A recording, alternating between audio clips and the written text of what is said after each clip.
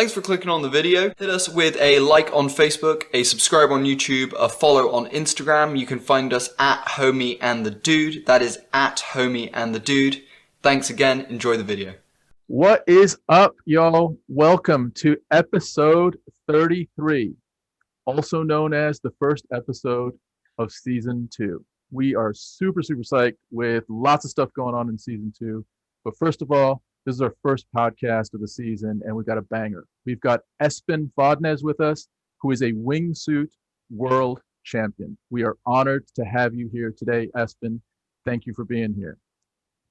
Thank you for having me, Tom and Bodhi. I'm excited to have this good chat and see where it's going. Curious. It's stoked. Fantastic. Yeah. Espen, we'll just hold 1 second. I'm going to shout out our sponsor. Our sponsor is Veast.kitchen, which is a vegan takeaway restaurant in Bristol, England. Fantastic vegan food for all you vegans and veggies out there. Look up Veast.kitchen for their latest promos. Great. Thanks, Espen. Back to you. So what's going on, man? I am home here in on the west coast of Norway, and it's winter time. It's really cold here. Actually, it's about minus 15 degrees outside, so it's a cold time of year. Yeah. And normally I pretty much jump off something every day, surviving by the use of a parachute. But now in wintertime, it's you get cold fingers. So I prefer to mostly go skiing and just following the seasons, whatever it brings of fun. And but at the same time try and keep current, so some jumps every now and then, some skiing and hanging out and slow it. Do you know what, Espen, I wanted to ask, because obviously you can tell, being from Norway and whatnot, the alpine culture is rooted deep within your history. Like I can feel it from when we've talked to you for these last couple of 5 minutes and everything, and you've said you were worried you weren't going to make the podcast because you lost a ski on the way down to your house back here. So, I can tell that it's rooted in what you do. I want to ask how you transitioned from skis and snow and climbing as a child to then jumping off of things and putting your life in the hands of a parachute and things like that. When did that transition happen, and how did that go down? That's seriously good question, Bodhi. So I think is it okay that I answer this question a bit long? Yeah, dude, go for it. Because it's partially about me personally, but it's also about how people actually transition into extreme sport or more specifically base jumping. So cool. I come from an area in Norway where it's very popular to go climbing. It's very popular to go skiing, and climbing in wintertime as well. So people are using the seasons, and they go out in the mountains to risk for fun, like to actually just take risk for the pure pleasure of it. And it's not normally not the risk in itself that make it fun, but it's the challenge of actually solving a potential dangerous situation in a good, elegant, safe way. It gives you mastery, it gives you a feeling of accomplishment. And that this tradition or this idea of risking for fun goes not that far back. It wasn't really accepted to go out in the mountains and climb if you go 30, 40, 50 years ago, back in time. And my father's generation, or when he and his friends started climbing back in the 70s, and there were people before him, but that generation, that's my parents or the similar to those people, they kind of paved the way.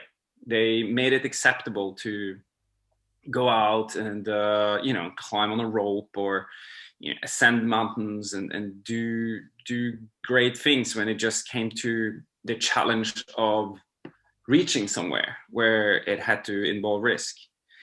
And I grew up with that tradition. I grew up climbing from the age of 5, 6, and I grew up with hiking steep mountains with skis and ski down, where the challenge was, to carve those nice turns down there, or it was about looking at mountains and trying to find lines to climb, or just the ability to get up and down somewhere.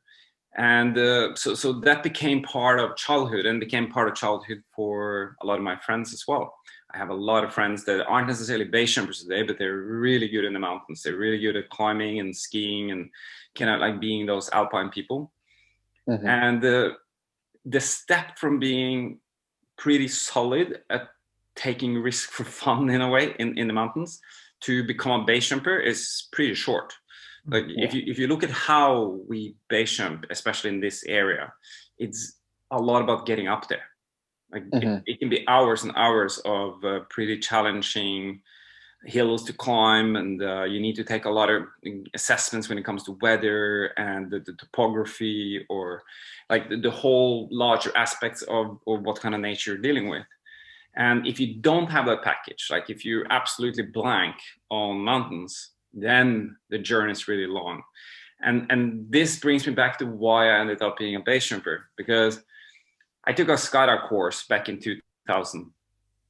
And at that time I was 21, and I've been through a whole childhood of all kinds of outdoor sports, and taking a skydive was a seriously scary thing, gotta say. Like the first skydive was the most scary moment of my life. I was like, I actually blacked out. Like I couldn't even remember what was going on when I jumped out of the airplane, because it was so far away from my comfort zone. The moment you jumped out the plane, you felt like you had a bit of a blackout, or was it while you were falling? Well, when I landed, the instructor came over to me and he asked me how it was, and I was like, I don't remember. Like wow. I remember hanging in a canopy, but I just don't remember letting go of the airplane. This is something called a static line course, and it's a line that is attached to the airplane. And when you let go of the airplane, the canopy just releases immediately. And I just couldn't remember what happened after I let go.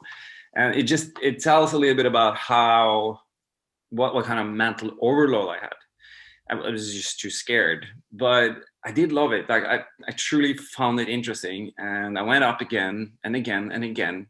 And I took a skydive course in September 2000, and I did my first base jump in late April 2001.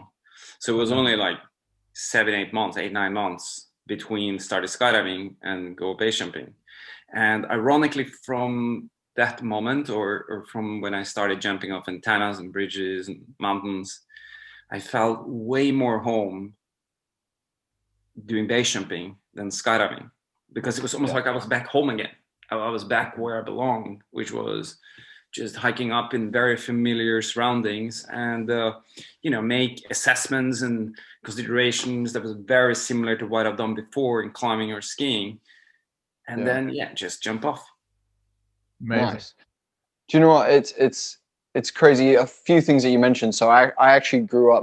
Tom and my mom had me in Jackson Hole, Wyoming, in America, and great alpine country as well. And like it's just a very different lifestyle when you're living it. Don't get me wrong. For my life, I was only there for 5 years, and then we transitioned elsewhere. However, in that time though, I learned how to ski. I was put on skis from the moment I could like stand and hold my own weight. You guys had it's everything from snow chains in the car to like crazy weatherproof like jackets at all times, and it's just all this stuff that it really does adapt the whole lifestyle when you're in that alpine place. So I understand what you're saying about the best base jumpers are the ones that understand the mountains, the ones that understand how to get up there, because at the end of the day as well, a skydive or a base jump or even a wingsuit, it's only we're talking like 10, 15 seconds. You're not in the air for ages, but you do spend an hour, 2 hours, unless a helicopter is lifting you and dropping you there. You spend hours climbing up, which is pretty crazy when you think about it, that it's that it shows how much those few seconds are worth it. Do you know what I mean? Like you guys go through all this shit to get to the top, and it shows that those seconds in the air are worth like gold dust to you guys. Like it's worth everything. So that's interesting that you found that kind of love. Let me ask, is there a steep learning curve with wingsuiting? Because to me, it's like, cool. I want to go wingsuiting, and someone's like, cool, here's the suit, jump. And you're like, okay, like what's the learning curve? Kind of describe, how do you train, how do you prepare, and how do you get to wingsuiting? Because I know you were part of the first movement and you guys kind of developed it. So how did that development kind of come around? Yeah, so first of all, learning how to wingsuit back in 2000 was it's very different than today, because the modern wingsuit, or not the modern, but the more commercial product of like the possibility for everyone to go wingsuiting, that I believe it came in '99. So it was very new on the market, and because pretty much nobody in the world knew how to fly a wingsuit. The level was extremely low globally. Yeah. It was almost like joining wingsuiting in 2001, 2, 3 was basically to join this little group of people that were trying together to figure out how on earth to fly well. While today you have a way higher level, because naturally it's been 20 years, and you join into a sport where you have role models and highly skilled potential mentors that you can look up to and you can learn from them. The journey to become a wingsuiter I wouldn't say it's harder or easier than anything else. If you compare, let's say you want to go surfing and you never surfed before, it's definitely going to take you about, I don't know, 100, 120, 30 solid surfing days before you look like a surfer, before it starts looking like something that, it's kind of decent surfing.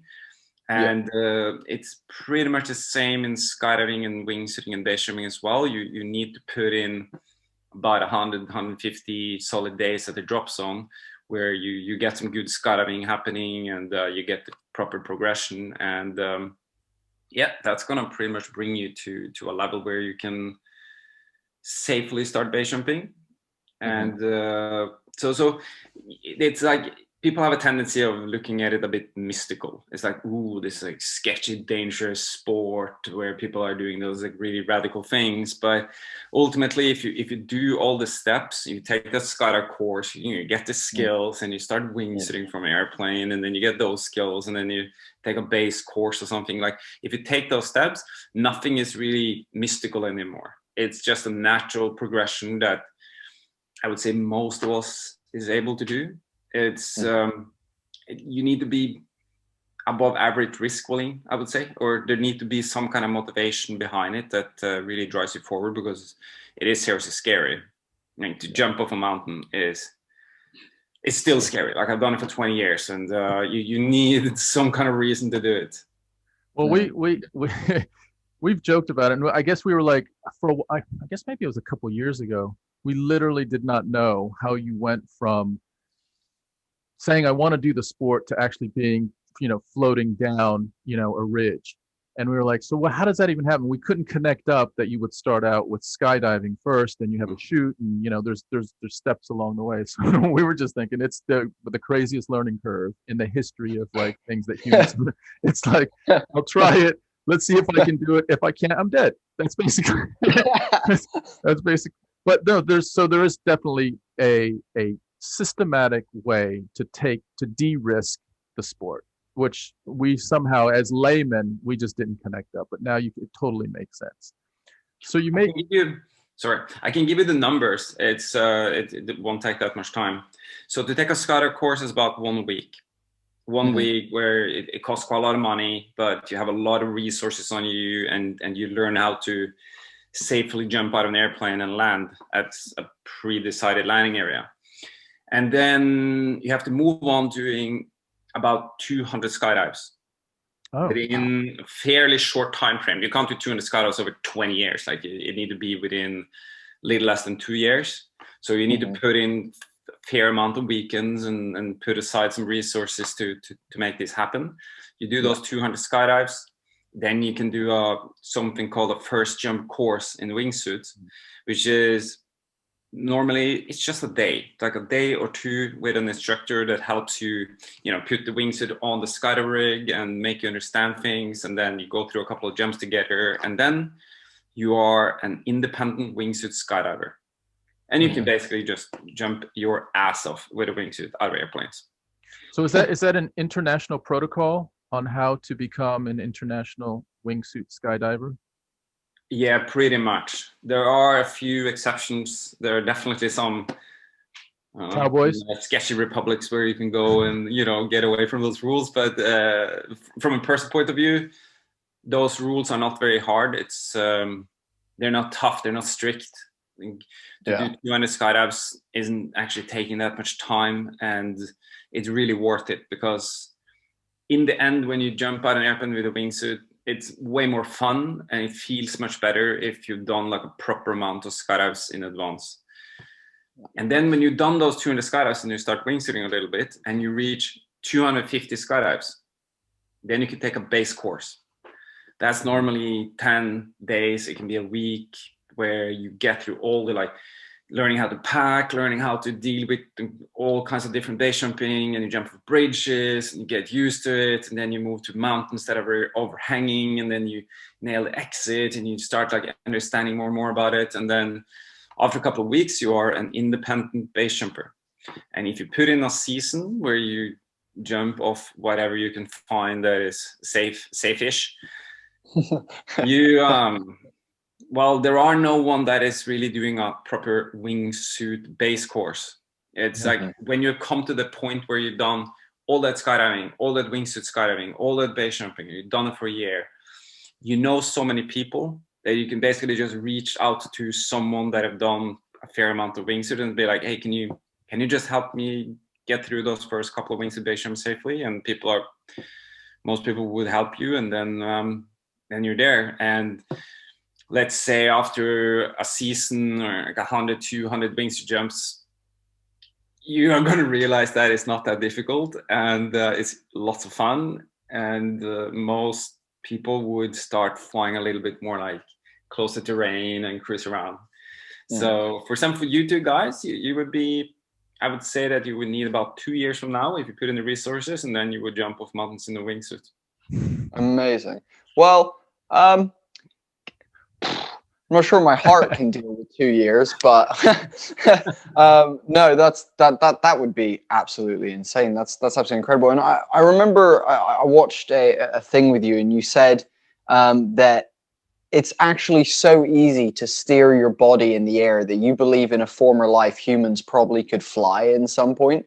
And I thought that was a really interesting thing that you said. I thought that was really kind of curious. So when you are in the air, obviously there's lots of dynamics and stuff. But something I was curious about is when you're pulling your chute.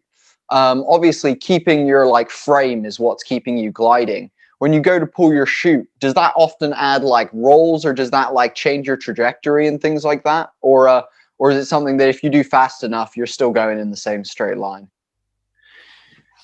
The hardest thing you will ever do in a wingsuit is to open the parachute, to pull out that handle. That's by far the hardest thing you do. The thing is, when you jump out an airplane, you jump out, you start flying, and you might fly for 2 or 3 minutes. So much time to train, to practice all those little moves with your shoulders or head or the feet, whatever. And then you have 2 seconds to practice a proper pull. So all of us are way better at flying than pulling. Ironically, because the most critical phase you will ever find is to get out that parachute. You seriously need to get it out. And we've actually seen a lot of incidents and terrible accidents because people fail when they're gonna open the parachute. It all goes back to that limited time when you can truly practice well. And so is your parachute, is the pull on your body, or is it to allow you to maintain your frame? It's back here on the back. Okay.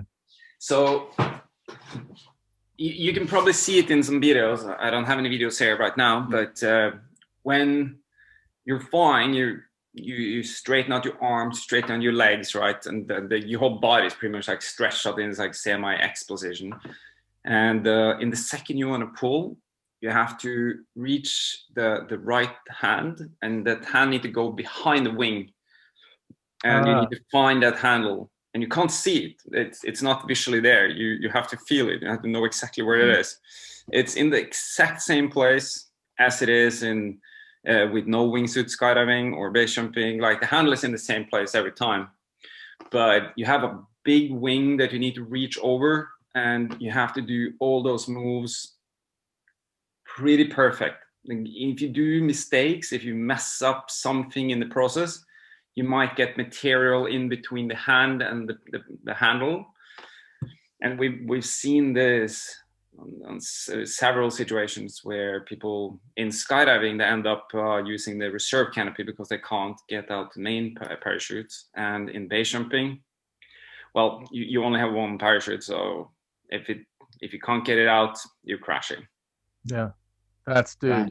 Yeah. That's so. When you say you got to get your hand behind the wing, that whole motion, I'm picturing, you're sort of flat out, and as soon as you move your hand, like it looks like the very minor movements are creating, turns and different elevation changes and all that stuff. So as soon as you do that, are you basically on the clock for a couple seconds before that movement affects the direction you're going in? Like I can see you moving that right hand, your right hand over, and you're all of a sudden, if you don't hit that parachute handle, you're making a hard left or a hard right. Is it? Is that the case, or can you recover from that? If I miss it once, can I then go back and be like, okay, I've got another 5 seconds, 10 seconds, I'm going to try again? If you're a good wingsuiter, if you've done the proper work, the groundwork of being really good at flying it, you are gonna remain with heading control. Like you are actually gonna be able to go for the pull and stick to the heading, not turn anything. And you are also probably going to be able to remain quite symmetrical. So if I'm standing here and I'm flying, yeah, I'm going to go in for pull. I can go with both hands in. Okay. Both hands in, and then pull.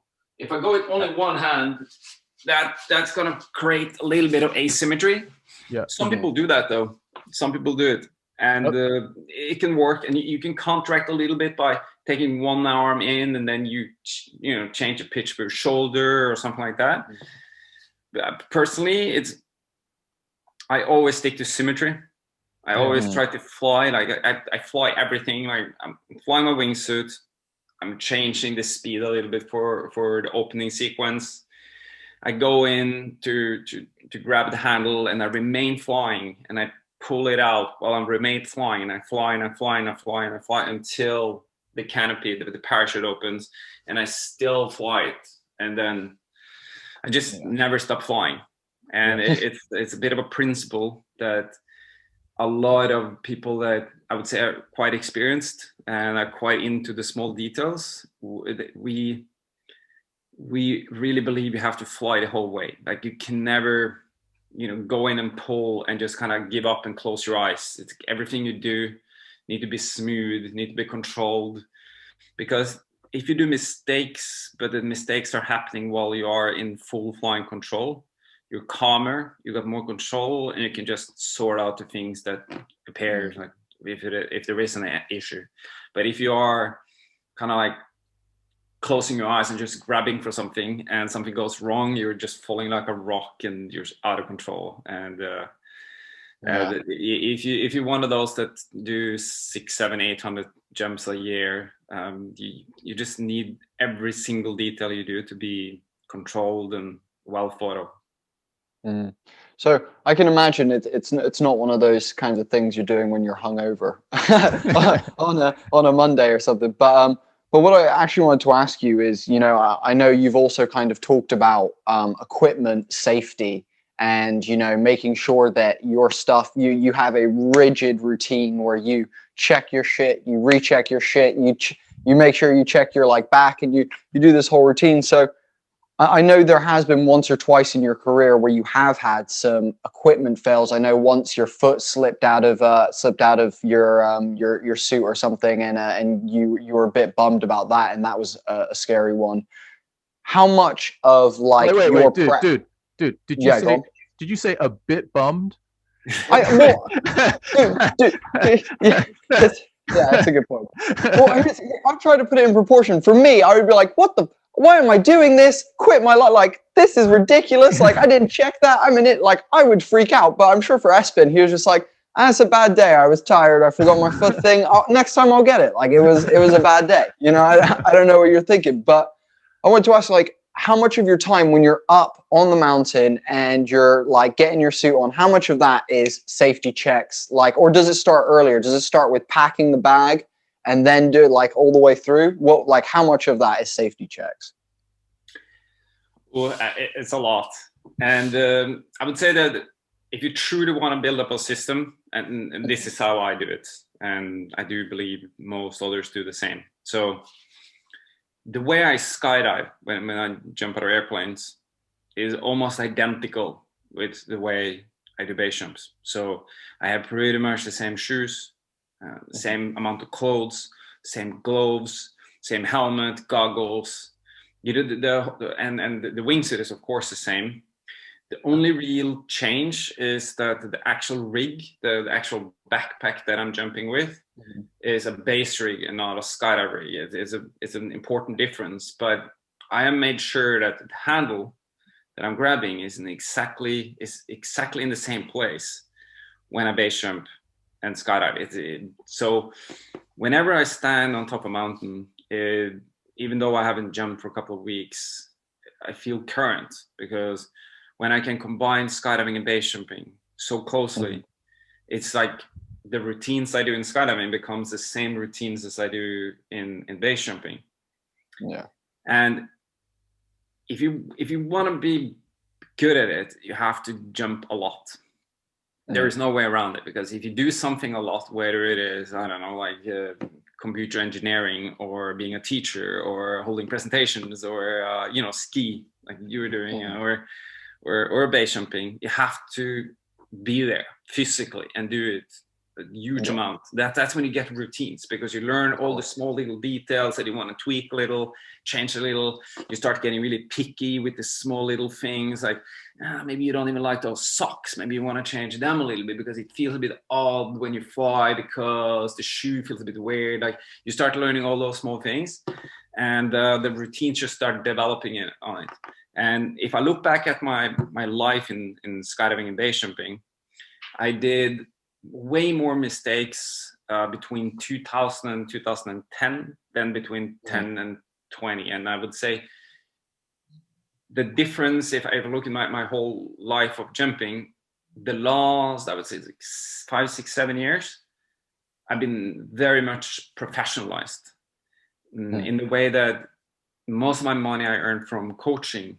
So I teach the way I would like to do myself. So I spend I have huge amount of jumps out of airplanes where I coach or teach others to get good routines, which make me reflect on my own routines.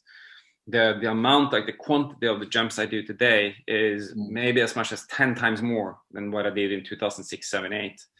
And I think the amount of mistakes I do is very much reflected on, how aware I am and how current I am.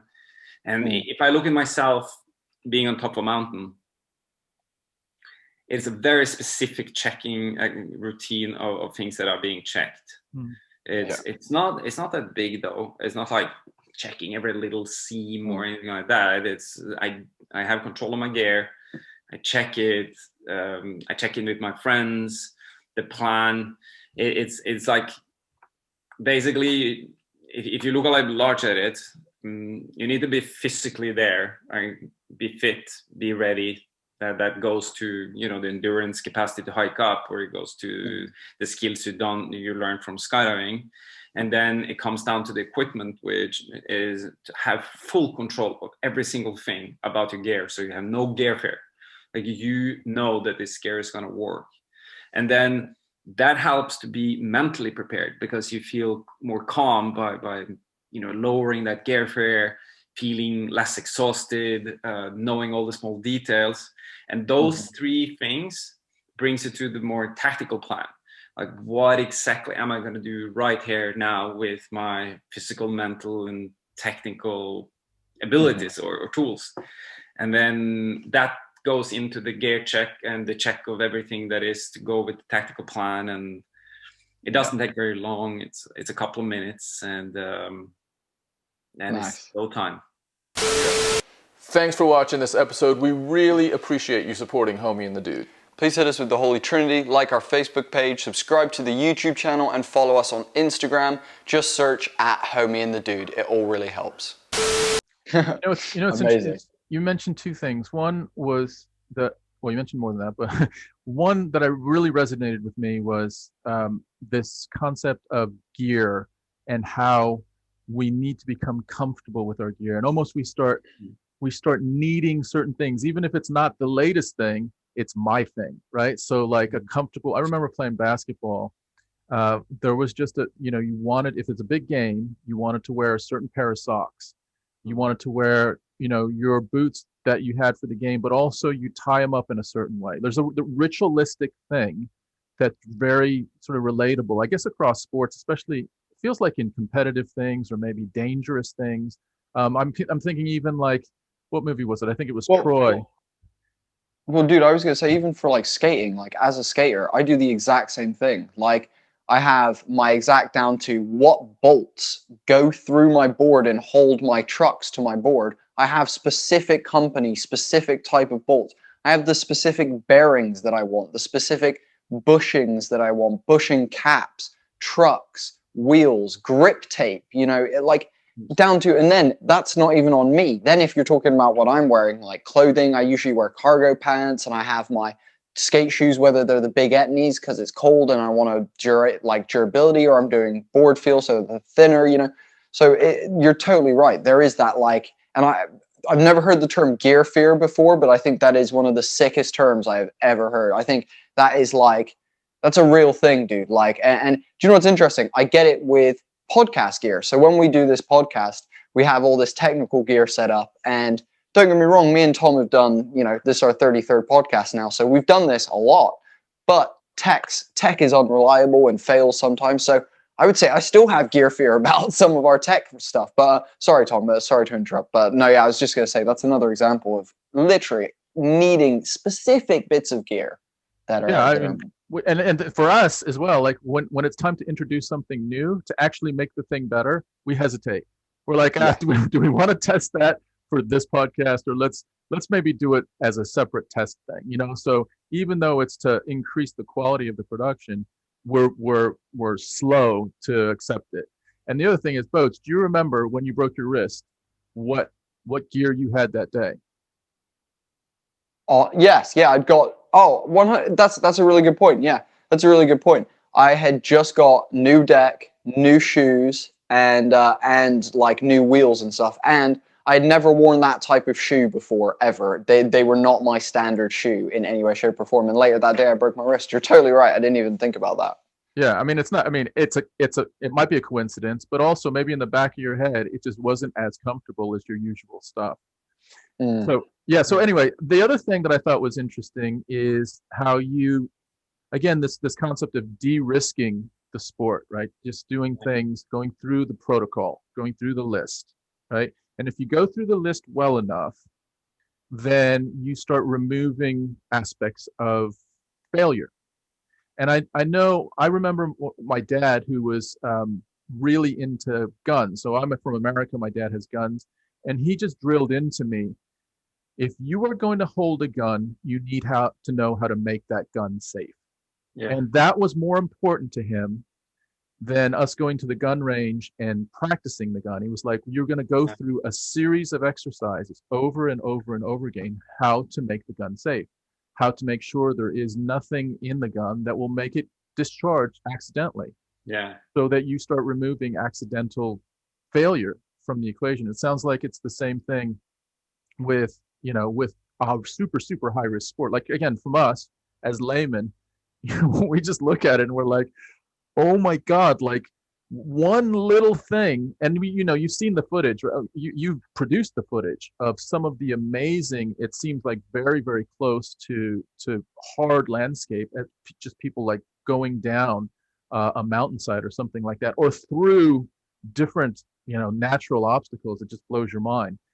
So that's really interesting. The other thing that you said that I just want to ask you about. You said 6, 7, or 800 times a year. So that comes out to like what, an average of 2 or 3 times a day. So are you doing like 10, maybe 10 jumps a day on certain days that you're out? Now, when I say that number, that's the number I have from skydiving, Okay. mainly. Or I mean, you can look at 3 different numbers. One is how many skydives do you do, jumping out of airplanes. Another is how many base jumps you do, or you can look at the total. I quite often look at the total because I don't necessarily separate too much between skydiving and base jumping when it comes to wingsuit, because the airplane or the mountain or helicopter or balloon or whatever you jump out of, it's just like a launch point to fly a wingsuit. But when I skydive, I would say between 5 and 10 skydives a day. Yeah. Normally like 6, 7 jumps a day would be the normal amount. And when I go base jumping up here where I live, we have a cable car, and a normal day here would actually be 5, 6 base jumps a day. But that's only at one place. It's only at this cable car where you can go several times. Well, if I need to hike, it's only one. That would be 1 jump, maybe 2 a day, but that's only if it's like midsummer, long days. It's a very like particularly good part of the season. So one example is I came back from Portugal in late December, and I spent all November and half of December. So 6 weeks. And in 6 weeks, I think it was about 130 skydives. Wow. But it depends a little bit on, so the first half of that period, I think me and my 2 friends there, we did, I think it was almost 100 jumps.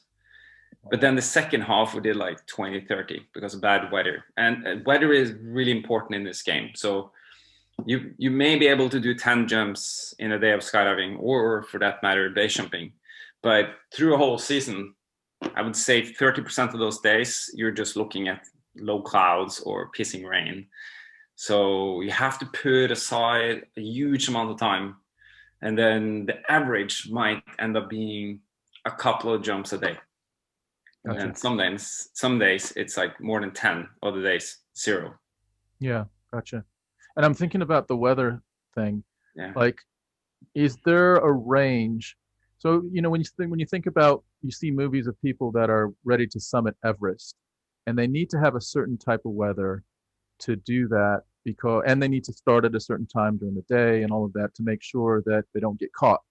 So, particularly with wind, I guess, and maybe with different elements of dryness of air, or different elements of how, what would you call it? The ability for elevation Thermals? to change. Yeah, thermals and that type of thing. Yeah. Is there a window, a sweet spot, or actually a no-go zone that you have, or is it an industry thing? And are there some people that push that? And, you know, they're like, look, I've been waiting to jump all flipping week. I've been, you know, at my desk, and it's 5 miles an hour more than I would like it to be. Fuck it, let's do it. You know, and that brings in additional risk. Is there an element of that? I think it's like the answer must be yes to everything you said there. Yeah. Because I'm sure there are some weirdos on a skateboard that would choose to skate a vert ramp on pissing rain, but 99% wouldn't, because you're just gonna, you know, you're not gonna skate well, and you're not just gonna crash. And the same would probably go for some street skating as well, or when it comes to basketball, whatever it is, or skiing back in, you know, in childhood Jackson Hole. Like, there are shitty conditions and there are good conditions, and there are people that would ski no matter what. And we do have a little bit of the same in wingsuit base jumping as well. So some people are really pushy and they're willing to jump in the most horrendous conditions. But there is also more or less like an industry standard, I would say. And the industry standard is you have to have visibility, which means when you stand on top, you have to see the landing area. Or you have to, you know, it can't be like a big ass cloud layer that you can't see anything through. You don't want to fly blind. Again, there are exceptions. There are people that would, you know, push that limit.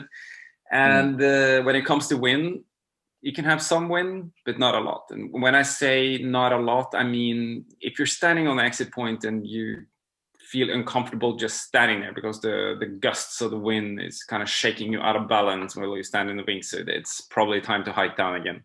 Yeah. And then, of course, it's local differences here and there. Like, for example, when I go up to my local exit point here, I know that mountain so well. And I've jumped it on so many different conditions, and I have a way higher acceptance of wind, whether it's thermals or more laminar high winds, than I would anywhere else. And if I go to the States or I go to the Alps and I'm finding myself in a place completely unfamiliar with the local conditions, I would just listen to some locals. I would look at them and ask them, what do you think?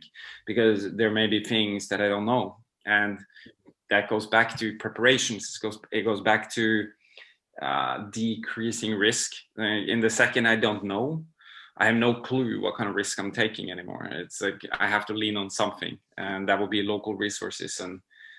But back here, I'm willing to jump on pretty shitty conditions. Fair enough. Okay, so that's, you know, I mean, I think I fully agree with you. It's risk management. Again, it's knowing your level of skill and what the adages of possible bad weather kind of do. And, you know, and you're right with skate that you mentioned that literally I was skateboarding in the rain no more than like 4 days ago. It was dry when I went out, and halfway through it started spitting it with rain. And I was like, well, I'm warmed up and I'm halfway through the tricks that I want to do, and I'm like, screw it, I'm just going to stay out. And don't get me wrong, like it's not great for the board, but you know, you do just kind of prevail in some of those situations because you know that maybe what you're doing isn't going to be something that you're likely to hurt yourself on, but there's still that risk. I think you know, it's a really good point, and I like the fact that you ask locals. You know, it's something else that, again, with skating I can relate to. When you show up to a local park, you know, you talk to the locals, you kind of get to know the people that are there, and see what they're doing, maybe get some ideas, you know, that kind of thing. So I also very much appreciate that. I wanted to ask you an interesting question about the filming of it, because nowadays in the 20th century, you know, back in the day, I'm sure you could turn someone and be like, you know, part of VKB and be like, you know, yo, I just jumped down this mountain and wingsuited and it went really good. And that person would be like, cool, that's amazing. I'm really proud of you. Nowadays, though, people are like, if it's not on video, it didn't happen. I don't believe you. Like, show me some evidence kind of thing. And so wingsuiting is obviously a very hard to capture sport. You guys are traveling, you know, up to 100 miles, 150, 160 miles per hour, 200 kilometers per hour. You know, you guys are bombing it. So I know that you use a second wingsuiter as your cameraman. How much of what they're doing in their style of flying is different to what you're doing as the person who's being recorded and like getting close to the terrain in that? Are they having to like angle themselves in a way? Is the camera set up facing you, or is it just a head mounted camera and they're having to be like, you know, as they're like kind of going down looking at you? You know, one thing to say about filming is you always want the best wingsuiter to be the cameraman. If you want to succeed in the best possible setup with two people, you always put the strongest one to film. Mm-hmm. And the setup is like this. So whether you are two people together or 3 or 4 or 10, you always have to have one leader. Like one person that is kind of leading the troops all the way home to where you're going to open your parachute. And everyone else is flying relative to that leader.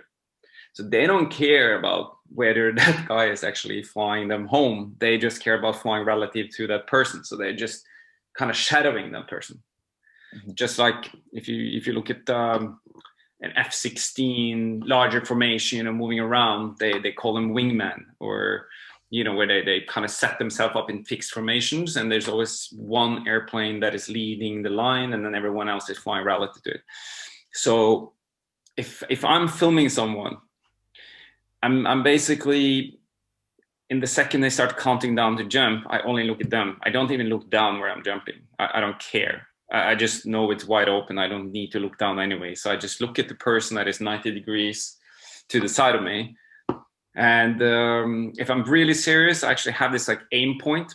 It's a bit similar to an aim point on a gun or a weapon. Mm-hmm.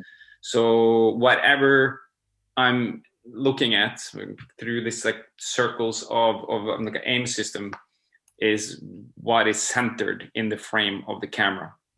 Wow. So I'm just looking straight at the person I'm filming.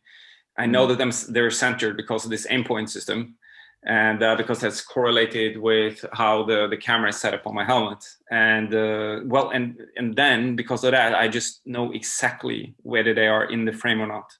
It also makes me able to work on composition. So I can, for example, put them really high up in the picture in the beginning, so I can kind of reveal the ground, and I can kind of like tell the story a little bit better in the beginning. And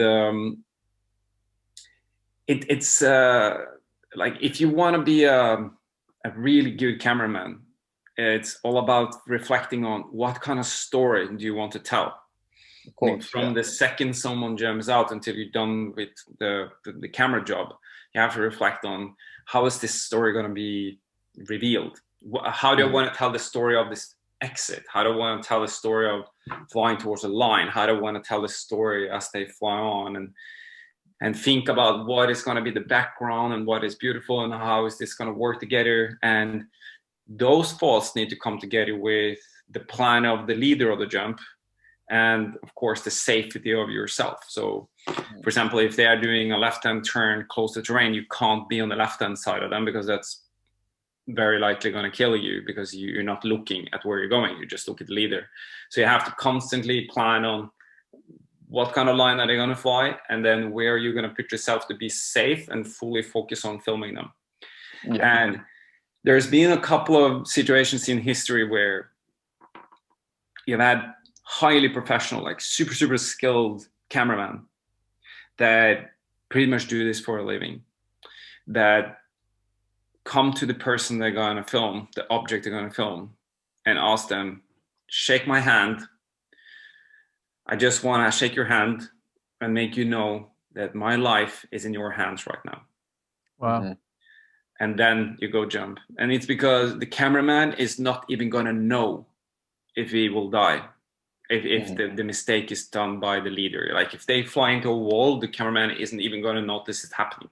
They're just going to look at the person next to them or the person they're filming, and then in the second it happens, it's too late. And we've actually had, I would say, 3-4 accidents in history where cameramen have died, and those accidents have been the only accidents we can see in the history of base jumping where it wasn't the fault of the jumper that died. Like they didn't do any wrongs being like dying in base jumping. It was actually the wrongs of someone else. Those situations are very rare, but it's super scary. Like when you're filming, and I prefer to film people I know, like to film people I truly know and truly trust. But sometimes I'm getting paid really well to go film someone I don't really know that well, and I'm like, that's kind of nice. I need some money, and and I've definitely been in free fall, feeling uncomfortable because I don't fully trust the person I'm filming. And when I land and look at the footage is shit. Right. Like I've done a terrible job, and I know exactly why. It's because I don't trust the person I'm filming. So I'm spending like half my brain filming them and half my brain making sure that I won't die if something wrong, something bad is happening. And it just makes me a shitty cameraman. And that's the life of filming someone. It's like an extra mental task in freefall. It's hard to explain, but I can say, and I can assure everyone that it's way more mentally hard than be the leader. Like to just look ahead and the whole world is in front of you, no one else is in your way, you just like fly that cruise line down, that's all you do. Like to be next to a person and not even look at where you're going, while you can kind of blurry see in the background like, terrain just passing by, and you kind of like semi-guess where you are in the line. It's like it's like a whole different ballgame. Dude. First of all, dude, let's just stop right there. Like the sport already is incredibly, like insanely difficult. Now you're going to introduce that I'm not going to actually see where I'm going because I'm looking this way to film the dude next to me or just slightly in front of me. That's just like like you don't have to like qualify it by like saying, trust me, this is more difficult. I get it. Like I get it 100%. That's and when you say it's like nerve-wracking or all of that, I just don't even understand it. Like I literally don't understand how you could be going 100 miles an hour like this, concentrating on that dude, while also still holding your frame, sort of mimicking what they're doing, but not actually being able to use your vision to help with the skill of flying. That is a whole other level that's crazy. So That's some like sixth sense, unbelievable kind of knowledge. Do you know, I was thinking while you're saying that, Espen, and obviously at the speed at which you guys are currently flying, and likelihood is that as technology gets better and whatnot, you guys will be flying faster and for longer and things like that. With whatever is being invented and created for the technology at the moment. But I imagine as well, at some point, these first-person drones, I'm not sure if you've seen the FPV drone footage that's starting to like really make a big movement on when those drones can fly as fast as you guys, that will be insane because then it removes the whole need of, that person kind of, that additional person risking their life. But I was just thinking, it's amazing that and again, I can relate to it with skateboarding again, because with your filmer, you make a relationship with your filmer and you ask professional skateboarders, they will only film with certain filmers and they won't film with other people because of the motivation that that person provides them with, the support, the whatever it may be. And I think in some ways also it's the relationship is the bond. And, you said you do it with your friends, you do it with the people that you trust. And it's because in those moments, you give yourself, and like you said, you shake that person's hand, you give yourself to that entire moment and that entire kind of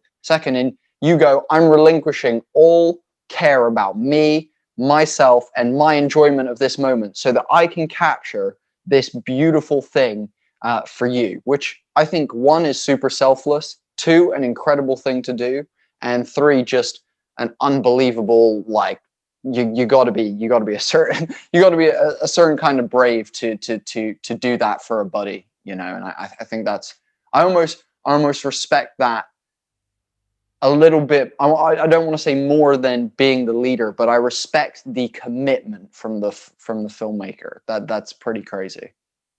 yeah, that's insane. Like I was also thinking when you were saying that, because so I'll give you a couple examples of what I'm going to call rogue weather conditions. So one example of rogue weather conditions is like you see surfers, and what's the is it bonsai in Hawaii, that every now and again, or even like it's out in Spain, I think out beyond like out Bonsai's Australia. Bonsai's Australia. Okay. Well, there's a pipeline somewhere. And Mavericks. Mavericks. Hawaii. Yeah. So, but every now and again you'll get a wave that is like, multiples of the others that just kind of comes out of nowhere. And the other one, more pertinent to what you guys do, is we live and have views over a body of water, and we can see the seagulls and some other birds that fly around quite a bit. And sometimes you see a bird just flying, and it's just messing around or whatever, but you can see it catches a thermal and it just kind of does this, or just kind of goes one way or the other way. And it looks like it's riding it kind of, but the thermal was like a pretty substantial thing that it sort of took. So when we talk about rogue weather conditions, I guess maybe break it down as the leader and how you dealt with that. And maybe like, what is the roguest thing, the thing that when you landed, you're like, what just happened? Like, I don't even understand what that was. And then also while you were filming, because if you're doing this and that happens, even more disconcerting. But talk about rogue weather conditions, if it is even a thing for Wingsuit. It is a thing. And it's definitely a thing here in Norway. We have one weather phenomenon that can truly screw you up in base jumping. It's this weird valley wind. It doesn't happen often, but it happens really quickly. And you can imagine this beautiful clear day with blue sky, it's warm, it's comfortable, no wind. It's really warm. People are out enjoying themselves. Now, what happens is, and I'm not a meteorologist, so it's not that I can explain this perfectly or anything, but it has to do with really warm weather on the coast, and warm air goes up, and then all of a sudden it just happens this replacement where wind is coming down the valley, and it can just go from 0 to super strong wind in an instant almost. I've had 2 jumps in my life where I'm standing on top of the mountain. I'm calling down to the guy on the ground, which is telling me, yeah, the conditions are good.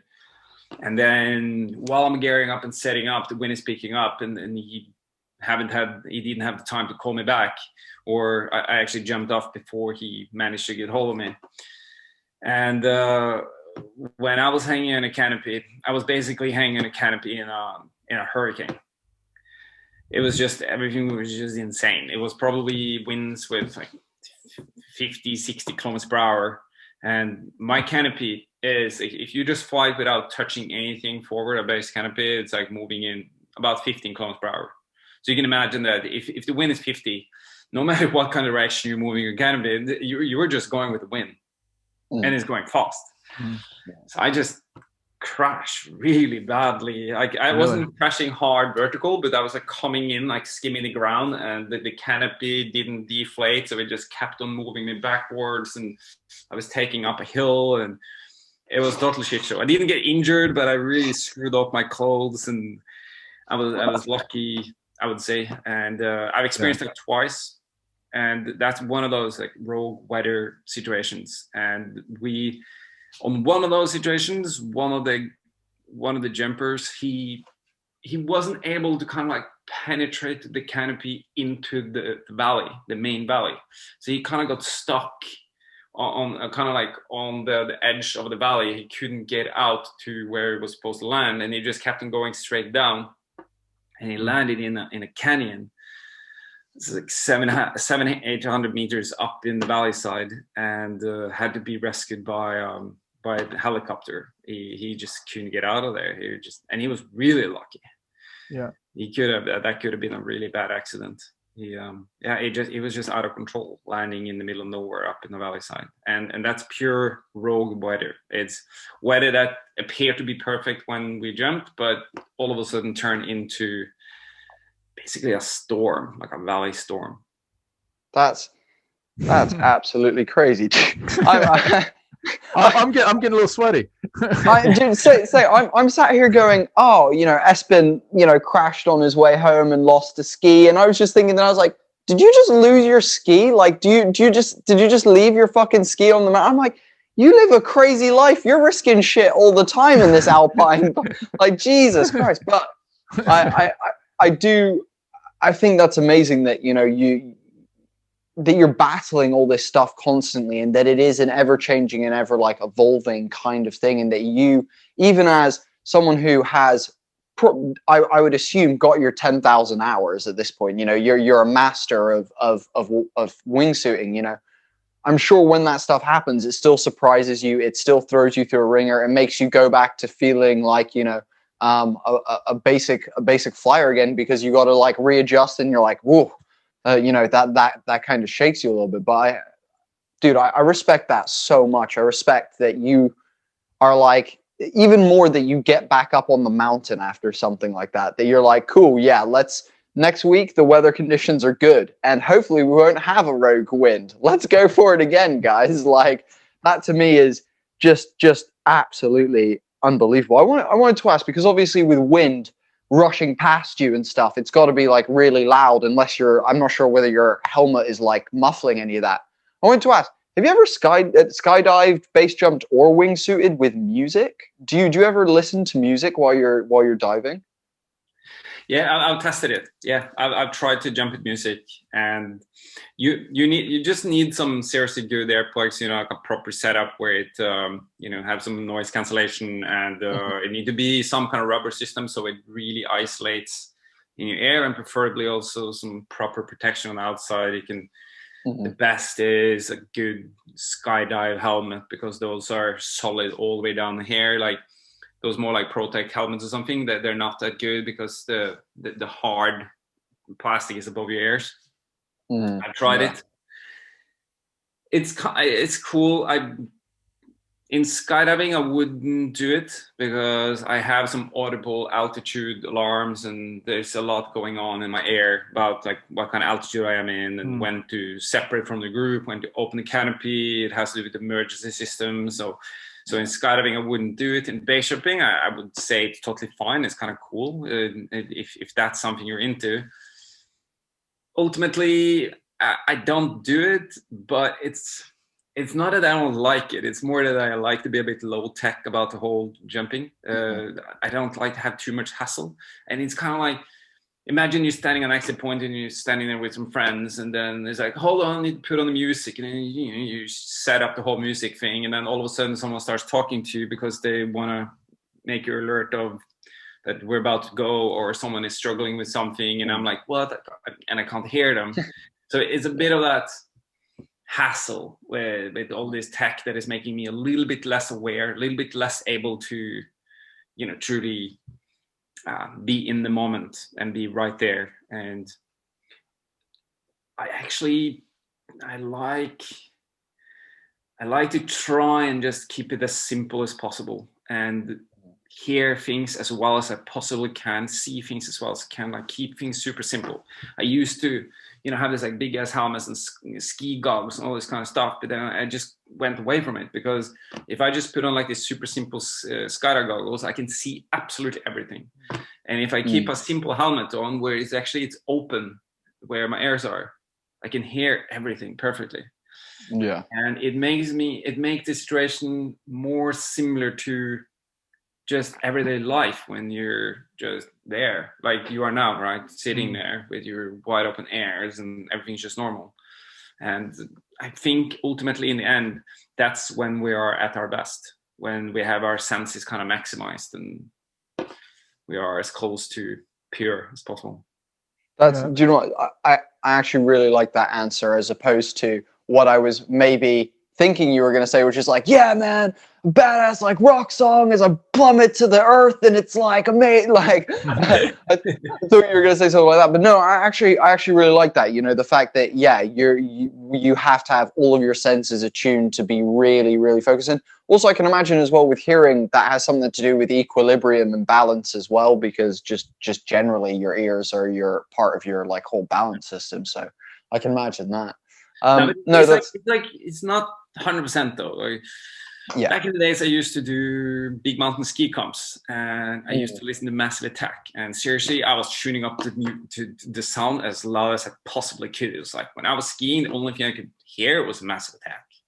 And for sure, it would be a good idea to be able to hear in case of avalanches or whatever, sketchy situation I could put myself in. But I was so damn nervous and so in need of something to kind of like pick me up, be more solid in the moment and like get to the highest level of what I could do, that I was just like, nah, I just want to listen to some badass music and charge as hard as I possibly can.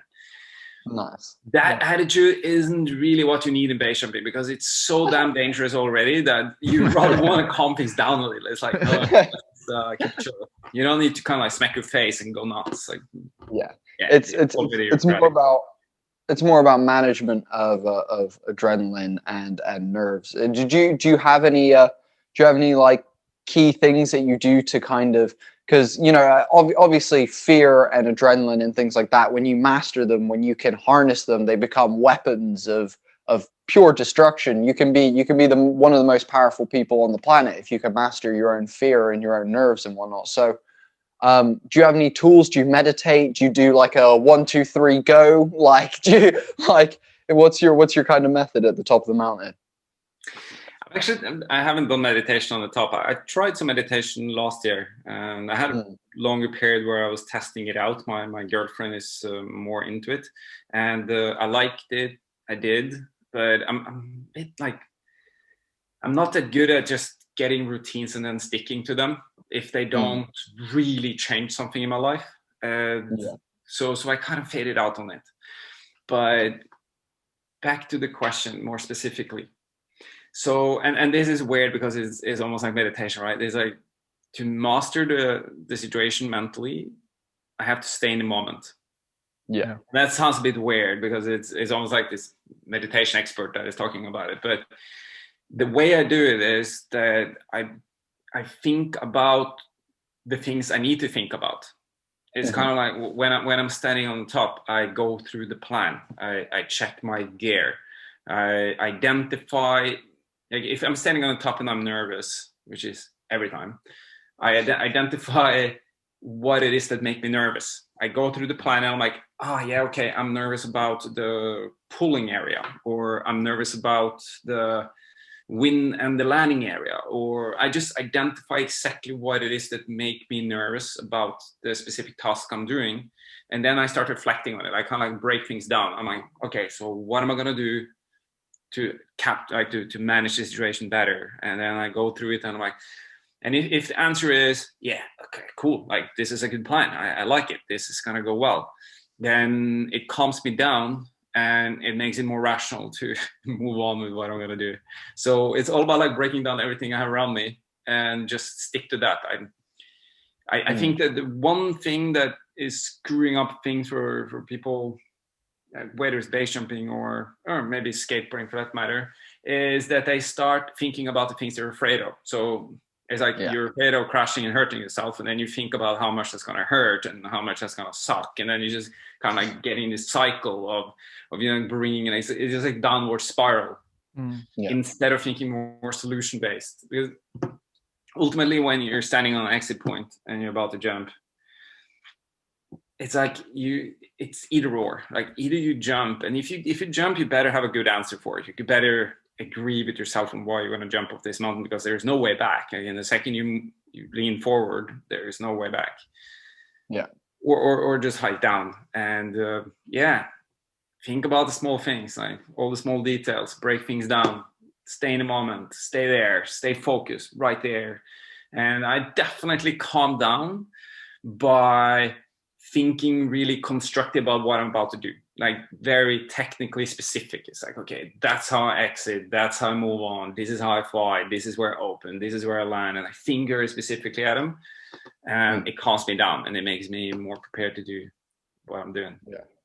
So I want to explore something. It's related to meditation a little bit. So when you're really, and there's different levels in your meditation practice, but when you do get to that very still present place, it's incredible, and you can be there and you can be very, very in tune to everything. All of your senses are completely open and available. And with wingsuiting, and I guess with any sort of adrenaline sport, it seems like part of the draw to the sport is to put yourself in a position that it's so extreme that it gets you to, almost forces you to be so present that it turns off thoughts, right? That you have to be there, or else you're in further danger. And so, and the actual term is adrenaline junkie. So here's the question is about, once you've done something at a certain speed, at a certain height, does the junkie part of it kick in, where you're like, and let's say you've done that 10 times or 20 times or 30 times, and now you start, what you're doing it, and you start drifting into thoughts again, and you're thinking about like, not quite exactly in the moment. So now what I have to do is I have to get closer to the ground. I have to do a little bit of a tighter turn. I have to do a maneuver that just feels a little bit more difficult, just to kind of heighten that feeling of being super, super in the moment. Are you battling that at all, or have you put that aside, or was that a younger thing and now you're out of that and you're just like, look, dude, I want to have a long, happy life, and this is just one part of it, and I don't need this to figure out other things in my life? Really interesting. Okay, first of all, I am a person that definitely can drift away. If I'm sitting in a classroom, and in the classroom, I think maybe half the time I would think about something, not that I want to, it's just like it happens, and then I just all of a sudden think about football or flying or whatever else, and I'm like, oh, damn it, I just fell out of it again, and then I force myself. So I'm that kind of person. I drift away sometimes. But what I know is I would claim that I pretty much never in my life drifted away in free fall. Okay. I don't think it has happened. I can't come up with being in free fall and just all of a sudden think about something that is not about that specific moment. And yes, so it's that intense. It's so intense to be in free fall that you just naturally you're there. I think it partially is about the danger you're putting yourself in. And I also think it goes back to what Bodhi mentioned about 10,000 hours, that you may think, Bodhi, that I have 10,000 hours, but I don't. I'm pretty close on skiing actually, but really far away on being in free fall. Every time I go to do a day of skydiving at a drop zone, I do maybe at the most I have 20 minutes in free fall in a day. That's at the most, like that, pretty much maxed out. If I go to a tunnel, an indoor skydiving center, I've had some days with 1 hour in free fall, but that's very rare. And if you compare that with skateboarding, for example, or basketball, Tom, like if you are a person that train really hard from a young age, 1 hour in a day is not that much. Like if you want to, be a professional skateboarder or basketball player, 1 hour a day, like 7 hours a week, is not going to bring you anywhere. Like you need to be at least double, maybe even more. Even younger than 10 years old, you need to be more than that. And we are so far away from that. I think maybe if I put together all the tunnel and the skydives and the base jumps, and I put together all those free falls, I might end up with 2,000 hours, 1,500 maybe, 1,500 hours, maybe even less. I'm not sure. I haven't actually counted on this. But where do that put me if you compare me with other sports? It puts me as a pretty average musician. I wouldn't be particularly good in business. I would definitely not be able to keep up you or anyone skateboarding that put their life into it. I would have nothing to do even in the first top 4 divisions in basketball. So if you look at our sport and compare it with larger global sports where people have the ability to put in huge amounts of training from a young age, we suck, man. Like we are really shit at what we do. Like even the best wingsuiters in the world truly suck, and we have no idea how good we could potentially be. Maybe we will never figure out.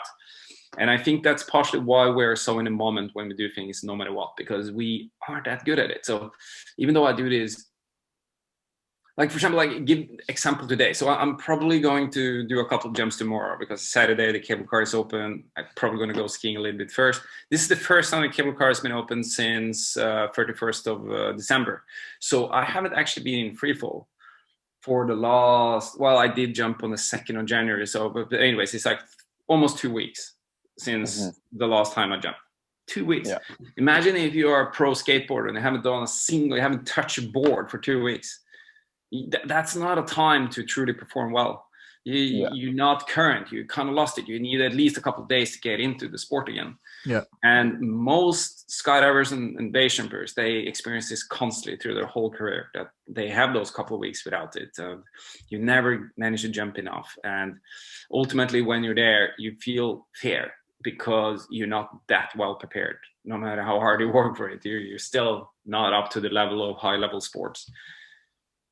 Yeah, that was a long answer, but no, dude, that is the most, possibly, in my opinion, one of the most interesting things I think that you've said. I agree. The fact that you compare yourself to, the fact that you said an average musician, and things like that. That's crazy, dude. Me and Tom are. I'm a 22-year-old. Tom's a 50-year-old. We're both average people. We're sat on a Zoom call with the world champion wingsuiter, and we're in awe and honored to be within your presence. I mean, if we were doing this in person, within the breathing room of you, do you know what I mean? It's an honor for us to be here with you. So for you to put yourself in that esteem is amazing to me. That's such an interesting philosophy and mental psychology. And when your comparison is right, when you do put it like that and you look at it like that, I understand exactly what you're saying. It makes perfect sense. But also I then go, does LeBron James strap him in a strap a parachute to his back and chuck him out of a plane? And but it's very interesting that you say it. And you're not wrong, dude. People who are professionals, you look at the Michael Jordans, the Rodney Mullins in skateboarding, the Khabib in MMAs, the Usain Bolts in running and whatnot. They don't spend 1 hour a day. They don't spend 2 hours a day. They spend, from the moment that they wake up, they put their equipment on and they're out and they're doing that all day. And you're totally right. For me, like, actually at the moment, this has possibly been one of the most like painful sections of my life in terms of doing skateboarding, because I've been in the UK where I can skateboard. It's been over summer, it was good weather and stuff, but because of the lockdowns and the coronavirus, I've not been able to get out as much. And so, and not to mention, any time that I do get out, it's been like once or twice that I've injured myself. So I've had like a bad ankle and a bad shoulder, and it's meant that I've then put distance between it. So I think I skated for the first time in like 3 months, 4 days ago. And it was like, it was hard. Like, I was rusty. I felt awful. And, it's something where if you're not doing it regularly, I know what you mean with that whole, you step on and it's not that you're not comfortable, but for some reason your legs are shaky and you're like, why aren't my muscles like locking in like they usually do? After 20 minutes though, they're like, oh, I know what we're doing. I'm back. I get what we're doing. But it's that first 20 minutes of being like, I have no clue what's going on. So the fact that, and I've never thought about the fact that I haven't either. Skydivers are doing that in such small pockets. You do so many and then you take time off, or you do X amount of this. And not to mention, when you guys crash, I'm sure the injuries are not a twisted ankle or a sprained wrist. I'm sure it's prolific injuries that are putting you out for months, years, in some cases. So it's not like when you take an injury, like for me, if I fall over skating and, I twist something or I pull something, I can take a week off, put some CBD cream on it, stretch it every day and be back on the board. It's not like that. So, dude, that's crazy. I've never even conceivably thought of wingsuiting or skydiving or base jumping in that kind of headspace at all. Tom, what about you? Yeah, I think it's a really interesting point. I mean, there was two things that came to mind. If you talk about LeBron or Khabib or those guys, I think what you're talking about, Espen, is the actual real, it's almost like game time, right? So LeBron, he probably does have close to 10,000 hours of, and I don't know how many hours he has of NBA game time, but it's a lot. Let's say it's a lot. But so your game time is when you drop, right? But all the rest of the stuff that leads up to it is part of your sport, right? And there's also aspects of your sport that are, training or whatever things that you need to do to supplement the day that you're going to be doing your thing. So I think there are two different formulas for the 10,000 hours. One is the actual game time formula. So Khabib doesn't have anywhere near 10,000 hours of actually in the octagon for a match. He's fought 29 times competitively, but he clearly has 10,000 hours of training for that. And to some version, in some working on technique, working on his physical, working on his mental, all of that stuff.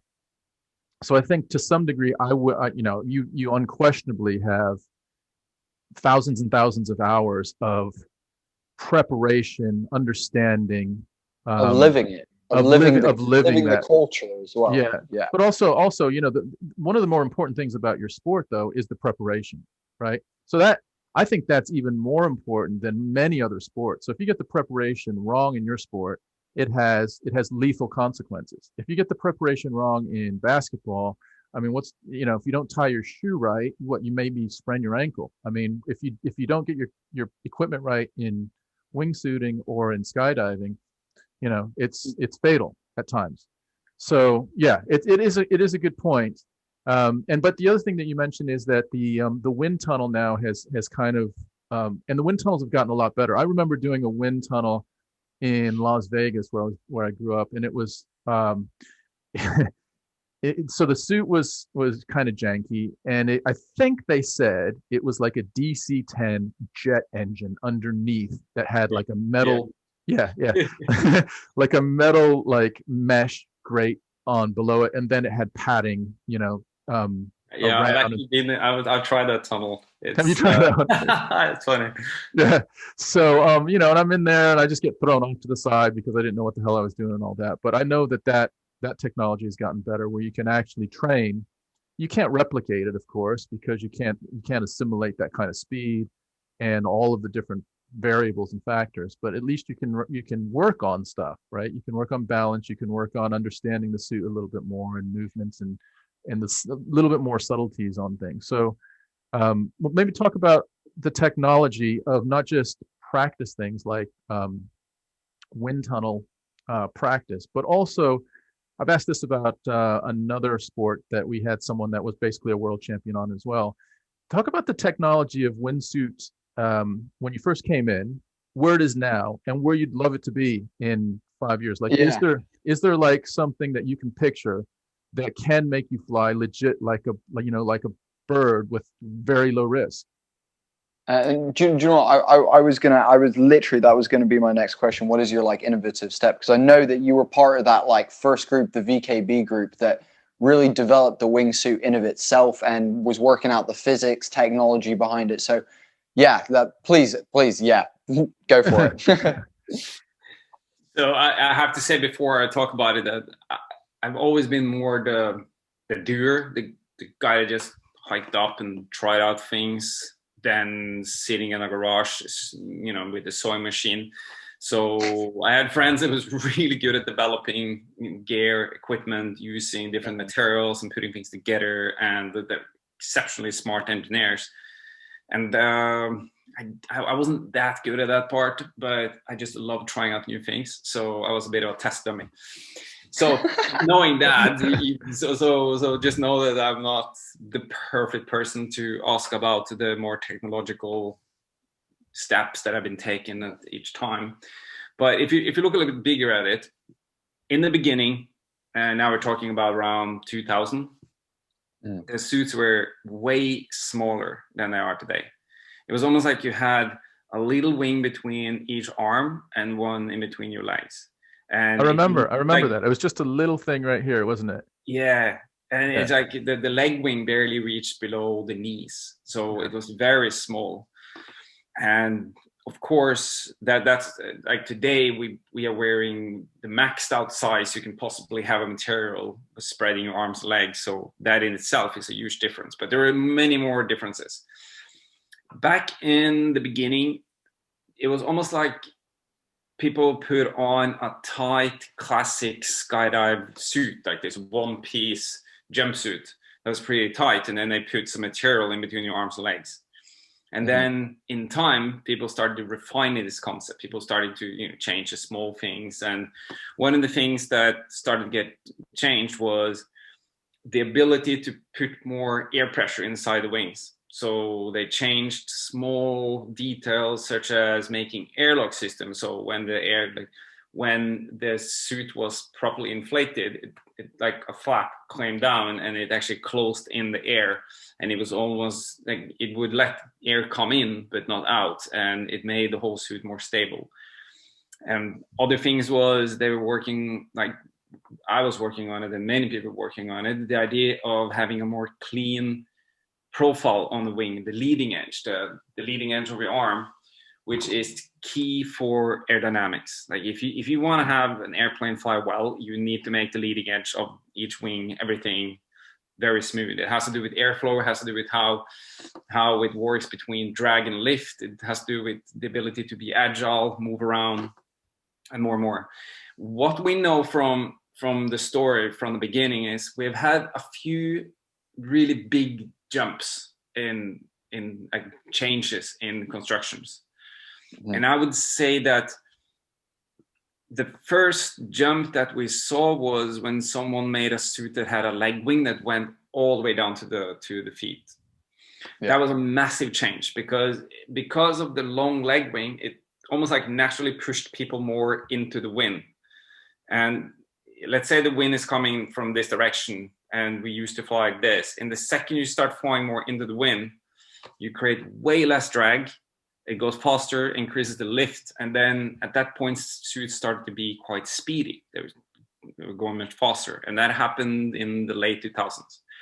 And then in the early 2010s, I think it was like 2010, 11, 12, around there, a big suit came on the market, and a lot of people call it the carpet suit, because a lot of people found it looking really dumb.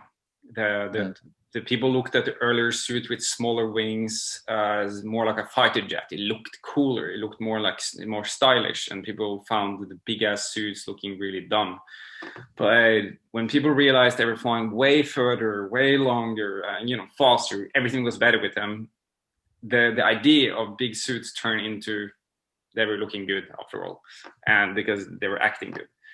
And that was the two major changes. First, the long leg wing, the getting people more into the relative wind, and then the last one was the big wing.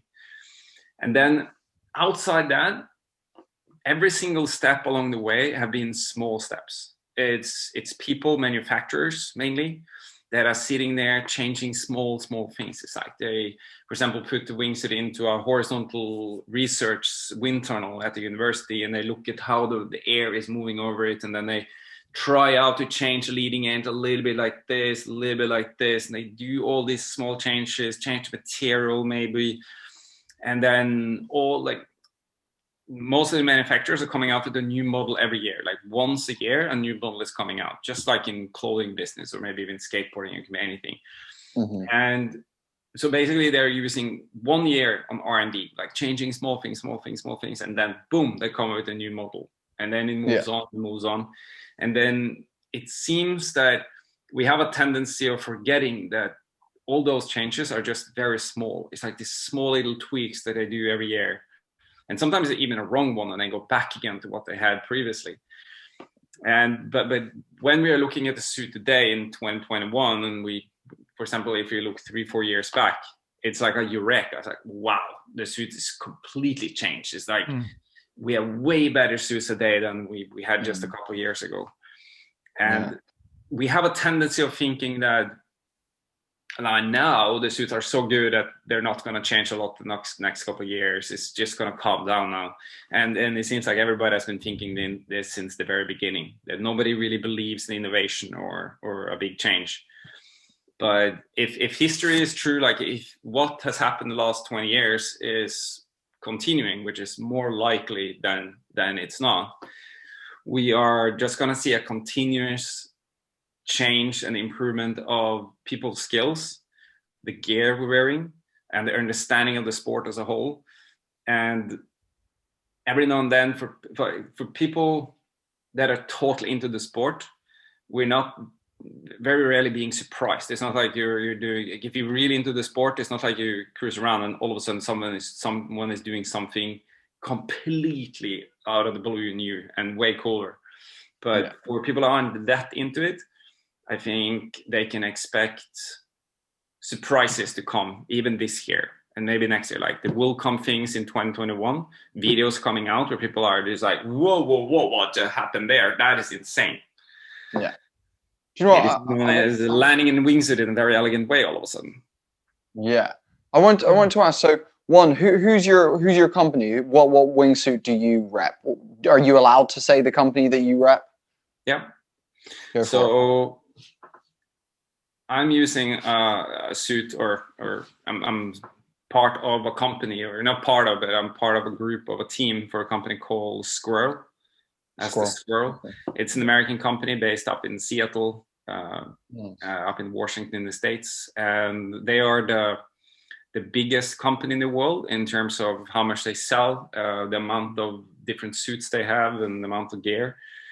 They are putting a lot of resources into R&D, but you can probably say the same about the other brands as well. In the world right now, I would say you have 3 major brands. You have one European-based, one Florida-based, and one Washington in the States. So two in the States and one in Europe. And they're all making good suits. They're all working their ass off to make the next big thing and change things for the better. And but personally, I seriously like the company I'm with. It's I think it's especially because they're making really agile suits that they can gain a lot of altitude. They're really snappy and fast, and they're really playful to fly with in whatever you do. And yeah, it's the preferred place to be for me. Yeah, that's super cool, man. Like I think, do you know what? Gaining altitude was what I was about to talk about next, as a whole topic, because innovation and flying is really only headed in one direction, which is propulsion. I guess would be the honest answer. Propulsion is kind of where we're going. You know, I know there's a company called Gravity who have made like almost like an Iron Man kind of system with a thruster on your back and 2 on your arms that you can like float around with. There was also the company that made that like a wing like pack that someone wore with jets on the back and stuff. And so you just mentioned a second ago that some wingsuits will, I assume, allow you to dive bomb, pick up speed, and then alter your course and then gain altitude based off of thrust and air resistance and stuff. But I wanted to ask, if propulsion does get added to wingsuiting, if some sort of thrust, if some sort of like hover, whatever system is put in, is that something that you're interested in, or is the free fall is the free fall so good that wingsuiting will always be without propulsion, do you think? Wow, that's a very interesting question. So this is something I never expressed publicly, and whether I would do it or not. And it's partially because I have several very good friends that are themselves working on propulsion systems. I know several of the people on what is called the Jetman project, but it's a Dubai-based big money project where they're putting jet engines and then a wing on where they can fly in insane speeds. Yeah. And this is something that I've been thinking about, like, because this is quite obvious, extraordinary and special and all of that. I personally, I'm very negative to it.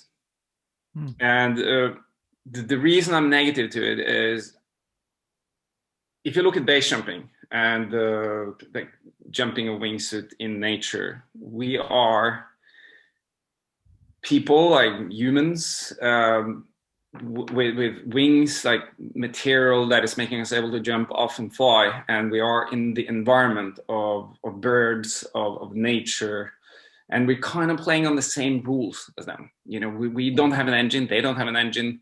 Whatever noise we make is just breaking the wind. That's the only noise we really make. Just like birds are also, you can hear them when they zoom by. By putting engines in that environment, you're all of a sudden changing the rules of the whole system. You separate yourself from all other animals out in nature, with whatever consequence that have of noise, scaring them. I don't think the pollution is gonna like actually be an issue. There's not a lot of people that will put propulsion engines on a wingsuit and jump off mountain, so it's not really a big climate issue. But it's about respecting the time we live in. It's about respecting nature and make less of a footstep in nature or whatever you do. Yeah. I like the pure part of hiking a mountain and jumping off.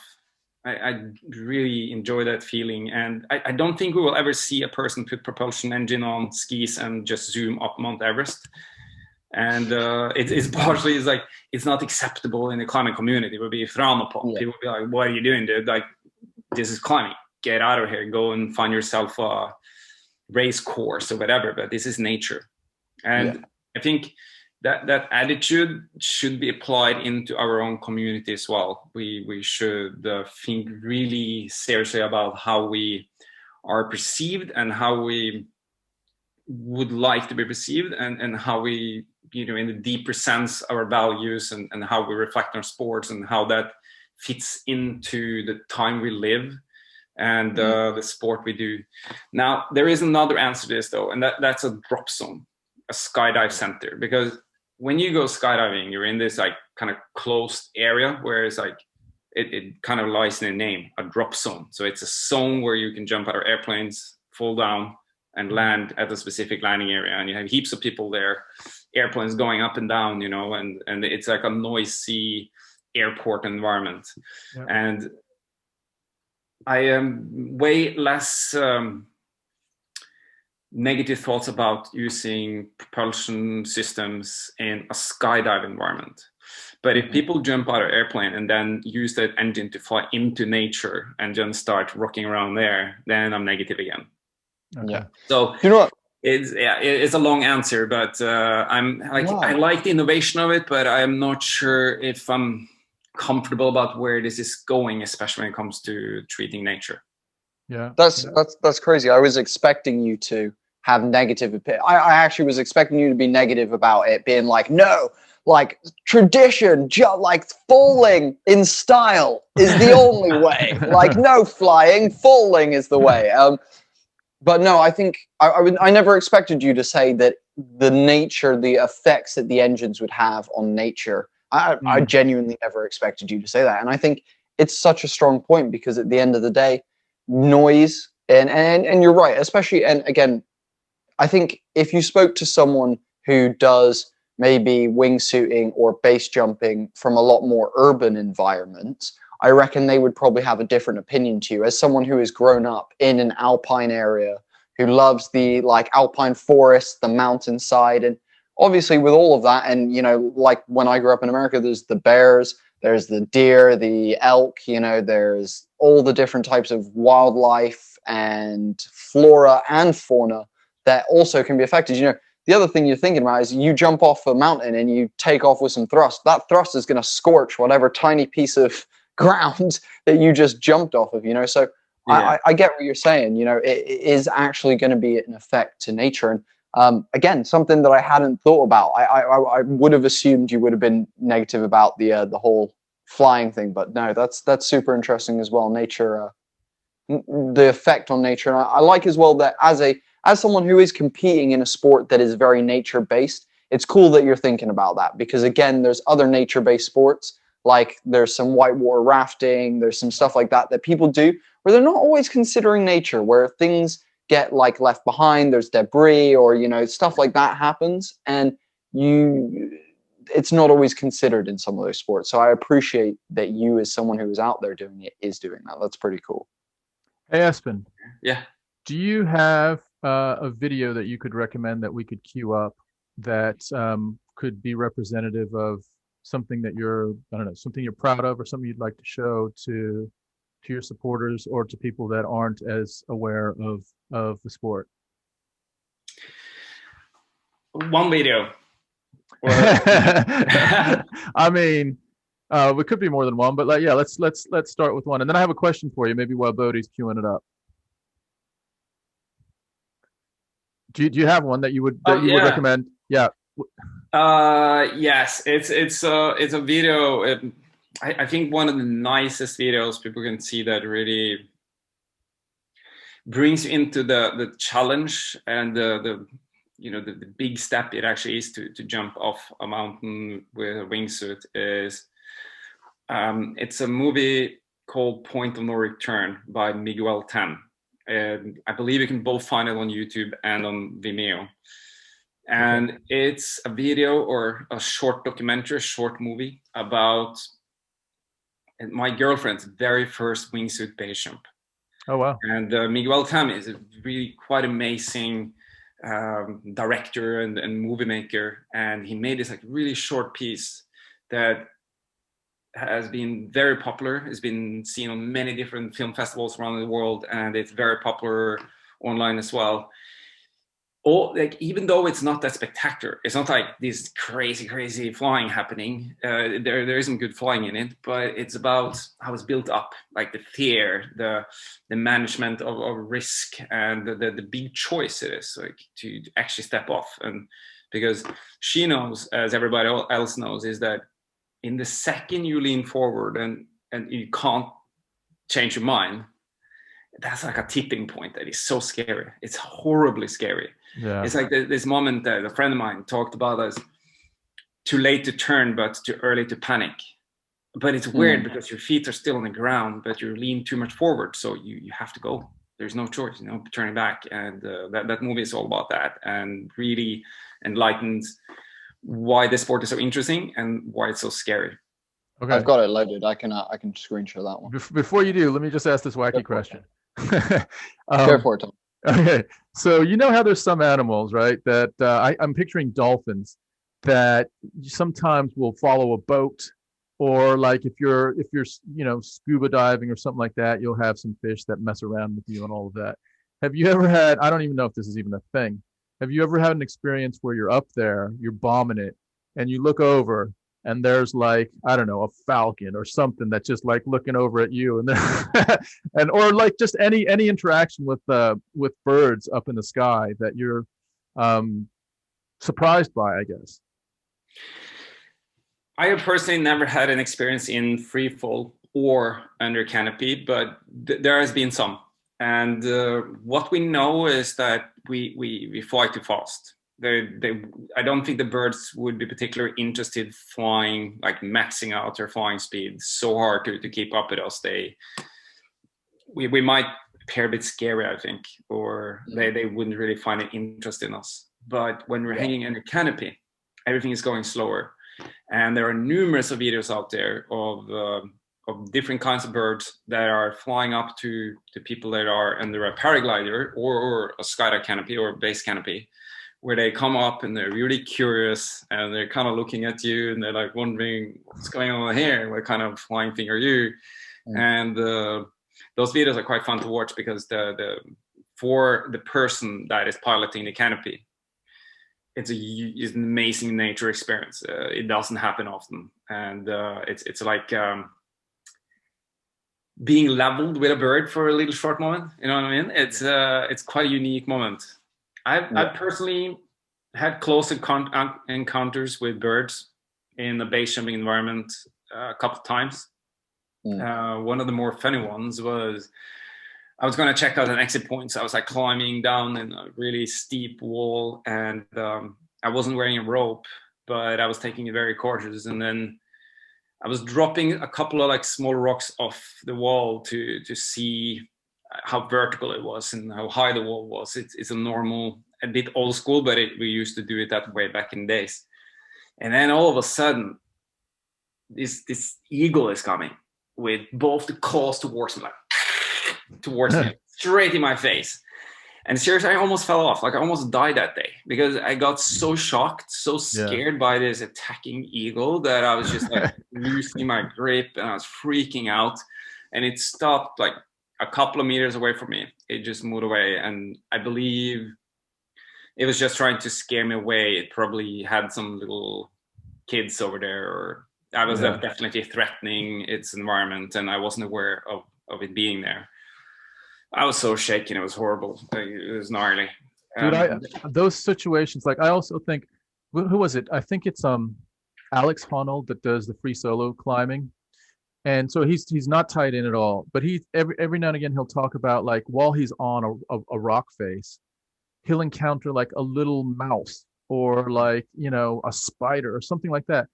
Dude, think about just being 1,000 feet up in the air on a sheer face, and there's this thing that's just popped out that even the smallest, like, so your foot is like hanging on to a little tiny thing, and you've got one finger over here, and you got your other hand in the chalk bag, and I don't know, it's just like there's so much randomness that can disrupt, and that's a good example of just being up there, and there's an animal that comes at you, and that fear factor can really like disrupt your whole it can just shake you a little bit and put you in a position where, bad things can happen, I guess. Yeah. And a friend of mine, he had a weird situation a couple of years ago where he jumped out, and in the second he jumped off the mountain, there was a big eagle just below him. And he was screaming because he didn't know, like, is the bird even gonna see me? Because he was definitely on his way to hit the eagle. And the eagle reacted and moved away, and he passed by. And that's it's like a crazy nature experience, but at the same time really uncomfortable. And I can easily picture Alex Honnold when he's free soloing, and it must be such a trippy experience if there is like a little bird next to you or something, like kind of cruising around, because he find himself in an environment where the only thing that is keeping him safe is to do every single little move he do very controlled. Like the wall is his safety. If he let go of the wall, he's dead. And then having like a living creature, kind of like, yeah, no, I don't need to do that. I can kind of cruise out here. I can be here. Like, woo! It must be really trippy. And I'm sure him and many other free soloers or climbers have experienced that. And this odd experience of this other living creature that don't have the same rules of survival. Yeah. So before you cue this up, Bo, sorry. One more thing. So what you were saying that about the eagle beneath your friend, you have some footage. Now I might be separating two things. So one is where you actually jump out of a plane to land on a rock that you can base jump off of. Is that right? Yeah. Yeah. Okay. So that you get high enough, or just to a place that you can't actually get to from the ground up. So there was that one, and I'm not sure if that's the same one where you have a partner of yours that is just on like one of those speed parachutes, I guess. Mm. And I think he is maneuvering so that he can stand on you as you're. I don't know if you saw it, Boats. Yeah. I believe it's called the flying carpet, was what I read somewhere. It's called the flying carpet. And actually in the same article I read that you actually have a nickname, Espen, called Fast Dog. This article, I don't know what was going on with this article, but it sounds great. Yeah, exactly. So dude, you're a big proponent of like safety, and I get all that shit. But bro, look, man, there's a dude standing on you. You're bombing it, I don't know, let's say 80, 90 miles an hour. You're doing this. Like, talk us through that whole, like, whose idea was that? How many drinks did you guys have? Like, when like, talk us through that thing, dude. Because that's crazier than crazy. So this all comes back to that. This is actually quite popular in skydiving. And this is some years ago. And we were already doing it jumping under airplanes where he was jumping out first, opening his canopy and kind of setting up everything. And this is a tiny little super fast canopy. Yeah. And then when he was ready, I jumped out with my wingsuit and I flew over to him. So what happens is that I need to fly almost as slow as I possibly can. And he fly as fast as he possibly can. And then it kind of like matches, and we can actually fly relative to each other and cruise around, one in the canopy and one in wingsuit. And it's a really trippy thing because the guy I have next to me, he can just land as he is now. Like, he's going to land that way, but I'm dying if I land now. I have to open my parachute first and then land. And then we knew that we can fly together. We knew that we can dock, like, you know, have a little handshake, or him taking his feet underneath my backpack, the rig on my back when I fly. Like, we figured out all of that. And we also knew that, okay, we can do this fairly quick if we have the setup right.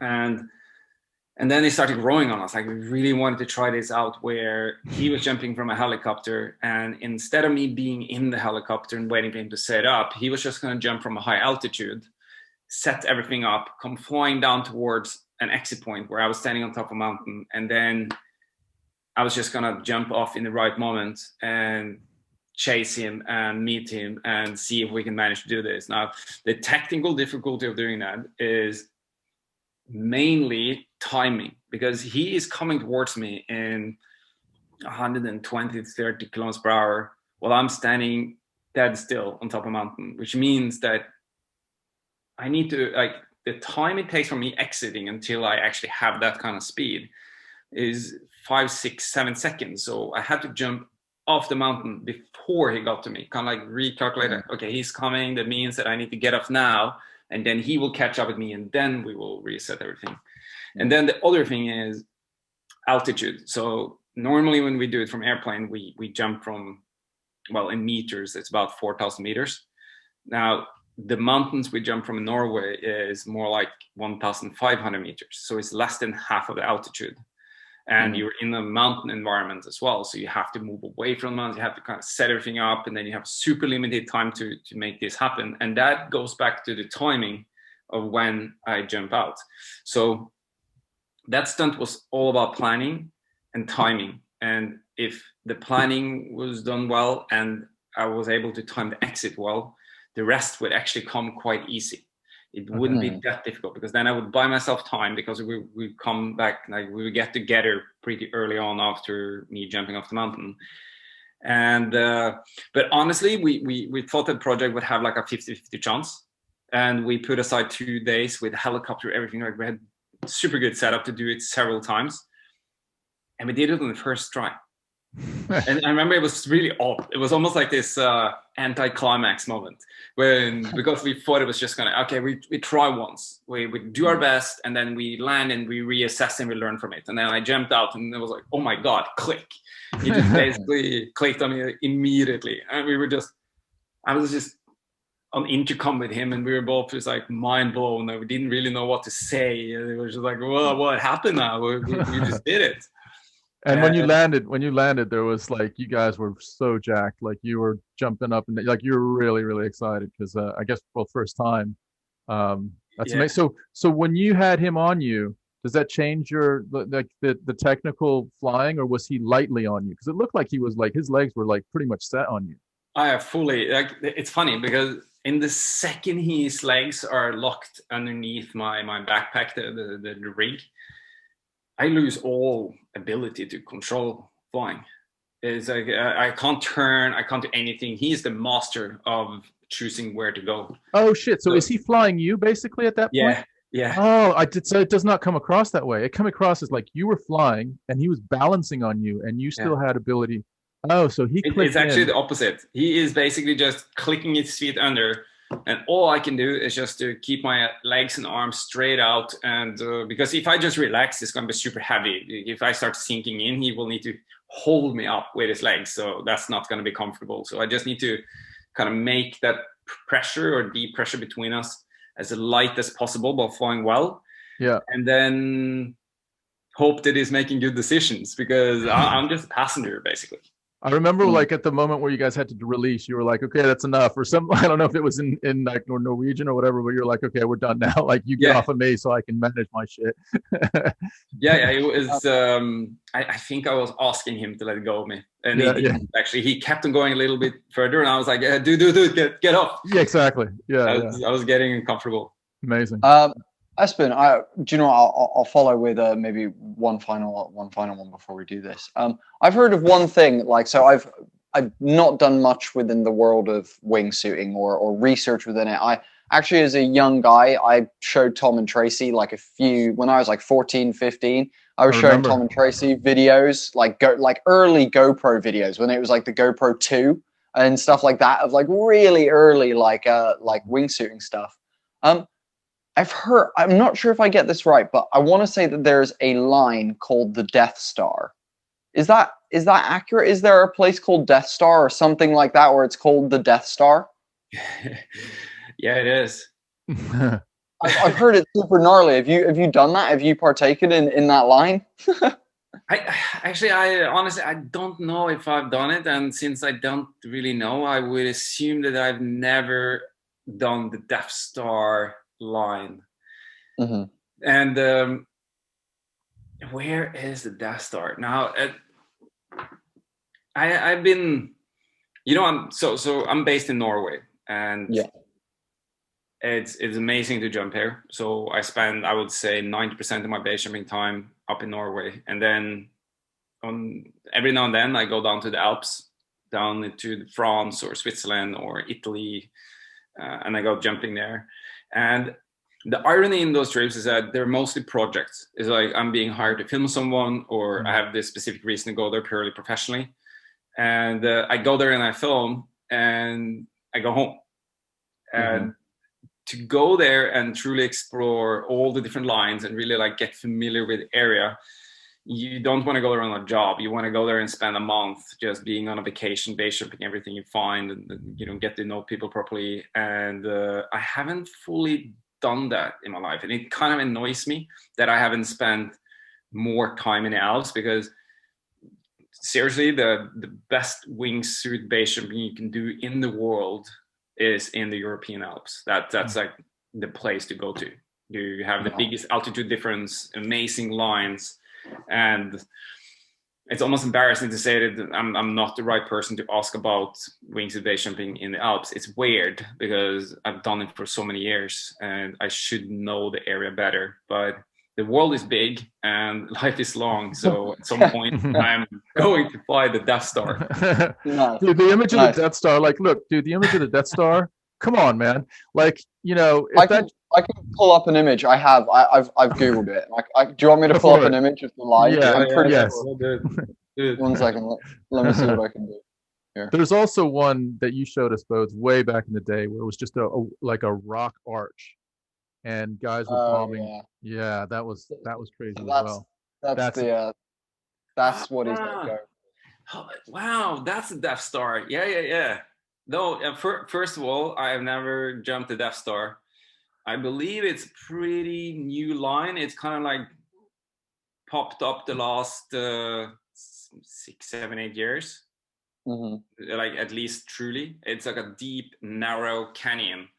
And it looks super badass. I think it is in Italy. Okay. I might be mistaken. But there are some really cool videos of people flying that line. I know that the GoPro Bomb Squad have done a couple of jumps there that are really cool. And point of no return. That's my This girl. is the video. This is the video you're talking about. Yes. Are you cool? So I'll just hit play on this. I'm going to quickly run to the loo while we do that, and then when the video finishes, we'll maybe have a couple more questions and then round it out. What do you guys think? We've hit the 2-hour mark. How's that sound great. for everyone? That sounds great. Yeah, that sounds great. Cool. So as we start on this, just give me an idea. We talked about the Death Star, and we talked about Bodhi showed me one. You know, again, early days. This is probably in 2007, 8, something like that. Where I'm just getting a little bit of an echo right now. Oh, are you? Sorry. Yeah. Still there. Oh, sorry. It might be because I'm sharing sound. Here, let's do the video, Tom, and then ask questions. Okay. Cool. Go for it. When I think of what I am addicted to, it's not jumping off a mountain. It's not risking my life. It's flying.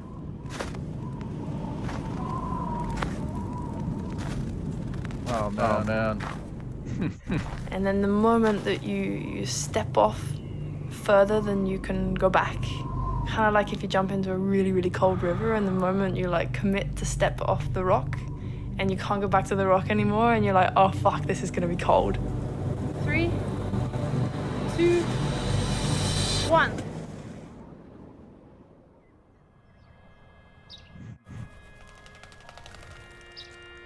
My name is Amber, and I'm a professional skydiver. I'm here in Brento in Italy with Espen Fadnes, my boyfriend, as my mentor. I'm going to do my first wingsuit base jump. That's really scary. Seriously scary. Definitely the most scary thing I've ever done.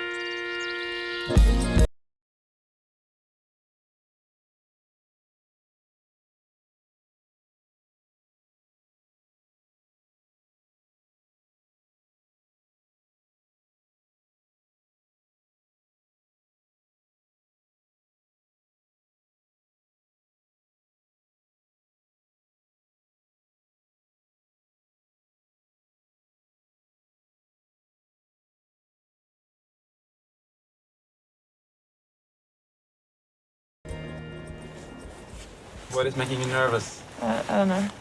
Nothing in particular. It's just like, I have this feeling that I'm about to do something that's really scary, but it's like my mind is blocking it out, so I'm not even really thinking about it. But why would this be so scary compared to the other base jumps you did? I'm not sure if I'm like more scared than another base jump. Because now think this you have way more. I think I'm just scared of doing a base jump. Every time I'm really, really scared on an exit point or even hiking there, I'm like, oh, why am I even doing this? In honesty, I don't really like the feeling of fear. It kind of sucks. It sucks to lose people, and it also sucks a little bit to lay in bed at night and wonder if you're still going to be alive next week. It is the most dangerous thing you can do, almost, I think it actually is. It's almost like people who base jump or choose to do something scary or risky, it's like we're kind of cursed with this real love for the feeling of overcome the fear.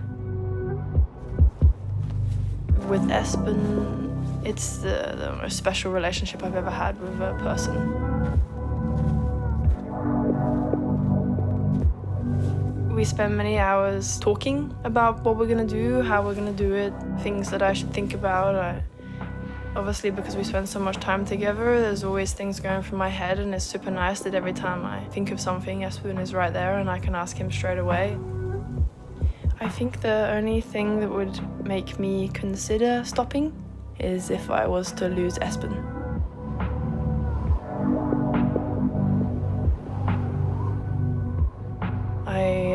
I can't justify sitting at home and not going out and doing something that inspires me. That to me, it might sound cliche, but that to me is it's way more risky than just going out and breathing and living.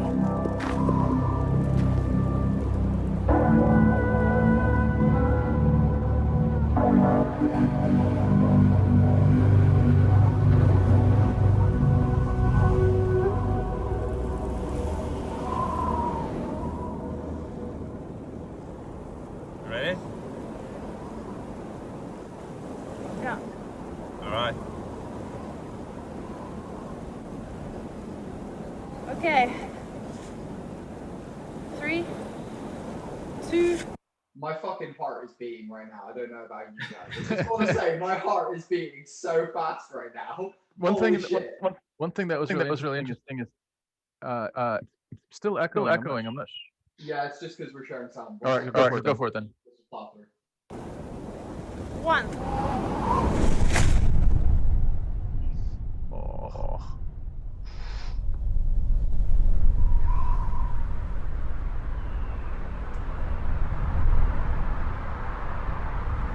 Let's go. To be able to fly as a human and actually learn and progress and understand all the movements and how that works gives me a focus and a direction. It makes me feel so good, and life needs to feel good.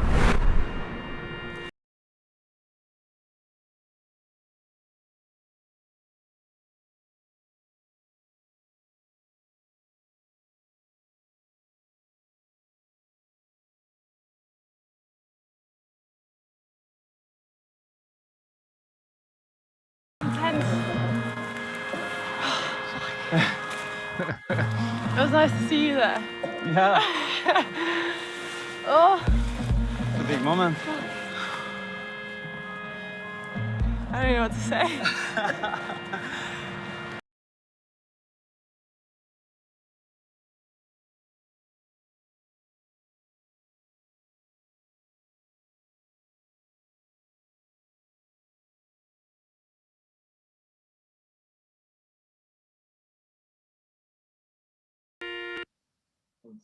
Cool. Let me start sharing.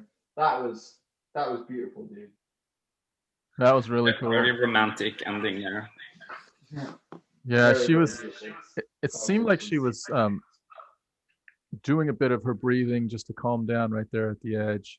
You could see that she was, just trying to let things settle down a little bit to get as calm as possible before she tipped over. That was awesome, man. That was really cool. And you're right. It shows wingsuiting in a different, in sort of a different way. That lead up and those couple shots of just standing on that snow, looking over the edge, and what that would feel like. You really got a sense of that. Just that tilt right there is pretty cool. It's a really scary thing to jump off the first time. It's such it's like, she questions it a little bit as well. Like, why is she doing it? Why is she allowing herself to feel this much discomfort? Because it is.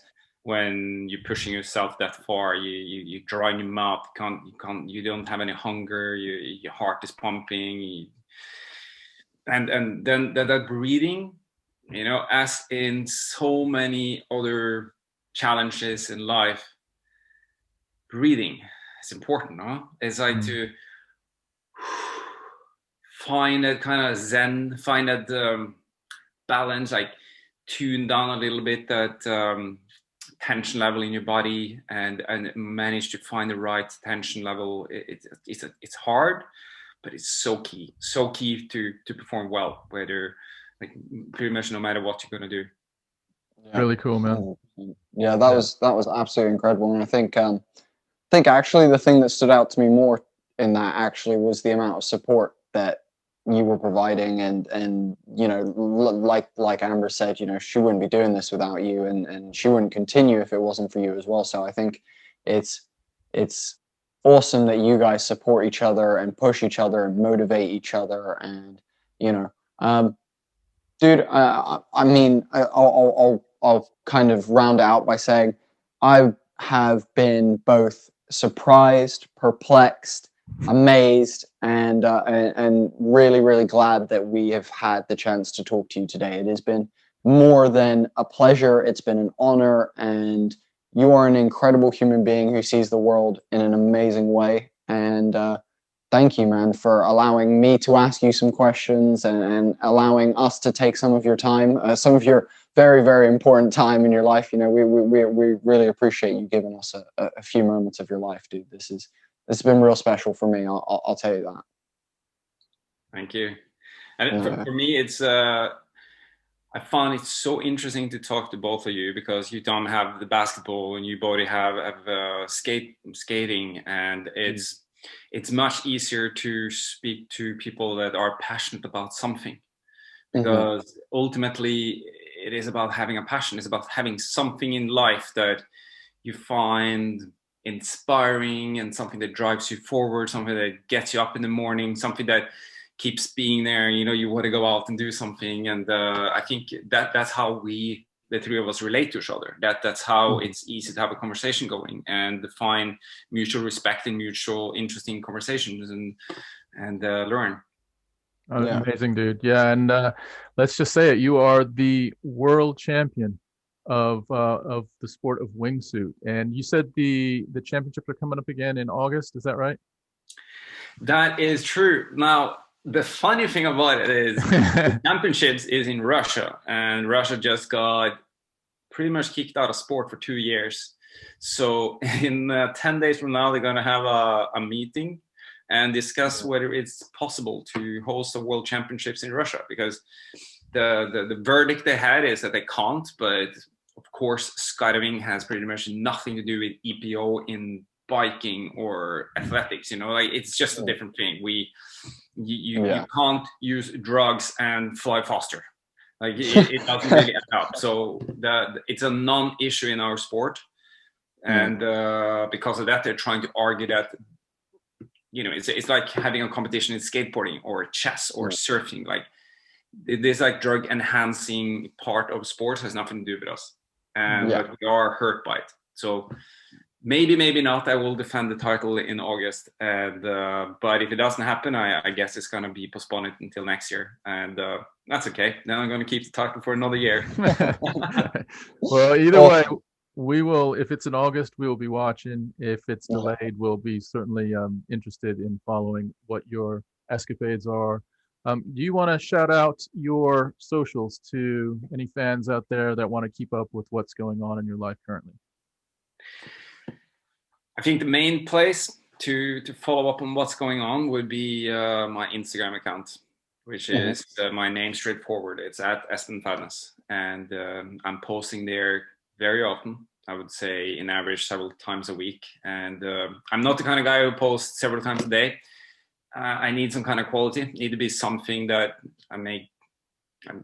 It's like we are. Like if you follow me, you can also see a lot of other people in the sport that are also substantially, trying to do something, trying to create something cool.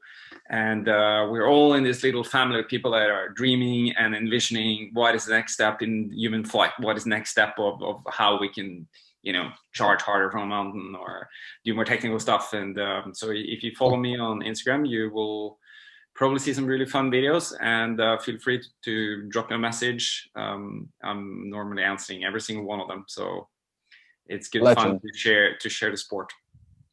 Legend. Well, guys, you know what it is. This has been the very first podcast of season 2 of Homie and the Dude. And boy, it was a banger to start season 2 off with. So thank you so much, Espen. It's been an absolute pleasure. As always, guys, hit us with a like and follow on Facebook, a subscribe on YouTube, and a follow on Instagram. All of that really, really helps us out. And guys, if you can, share one of our podcasts on your social media. You never know who would love to hear Espen talk about wingsuiting in your life. So please share it out, guys. We really, really appreciate it.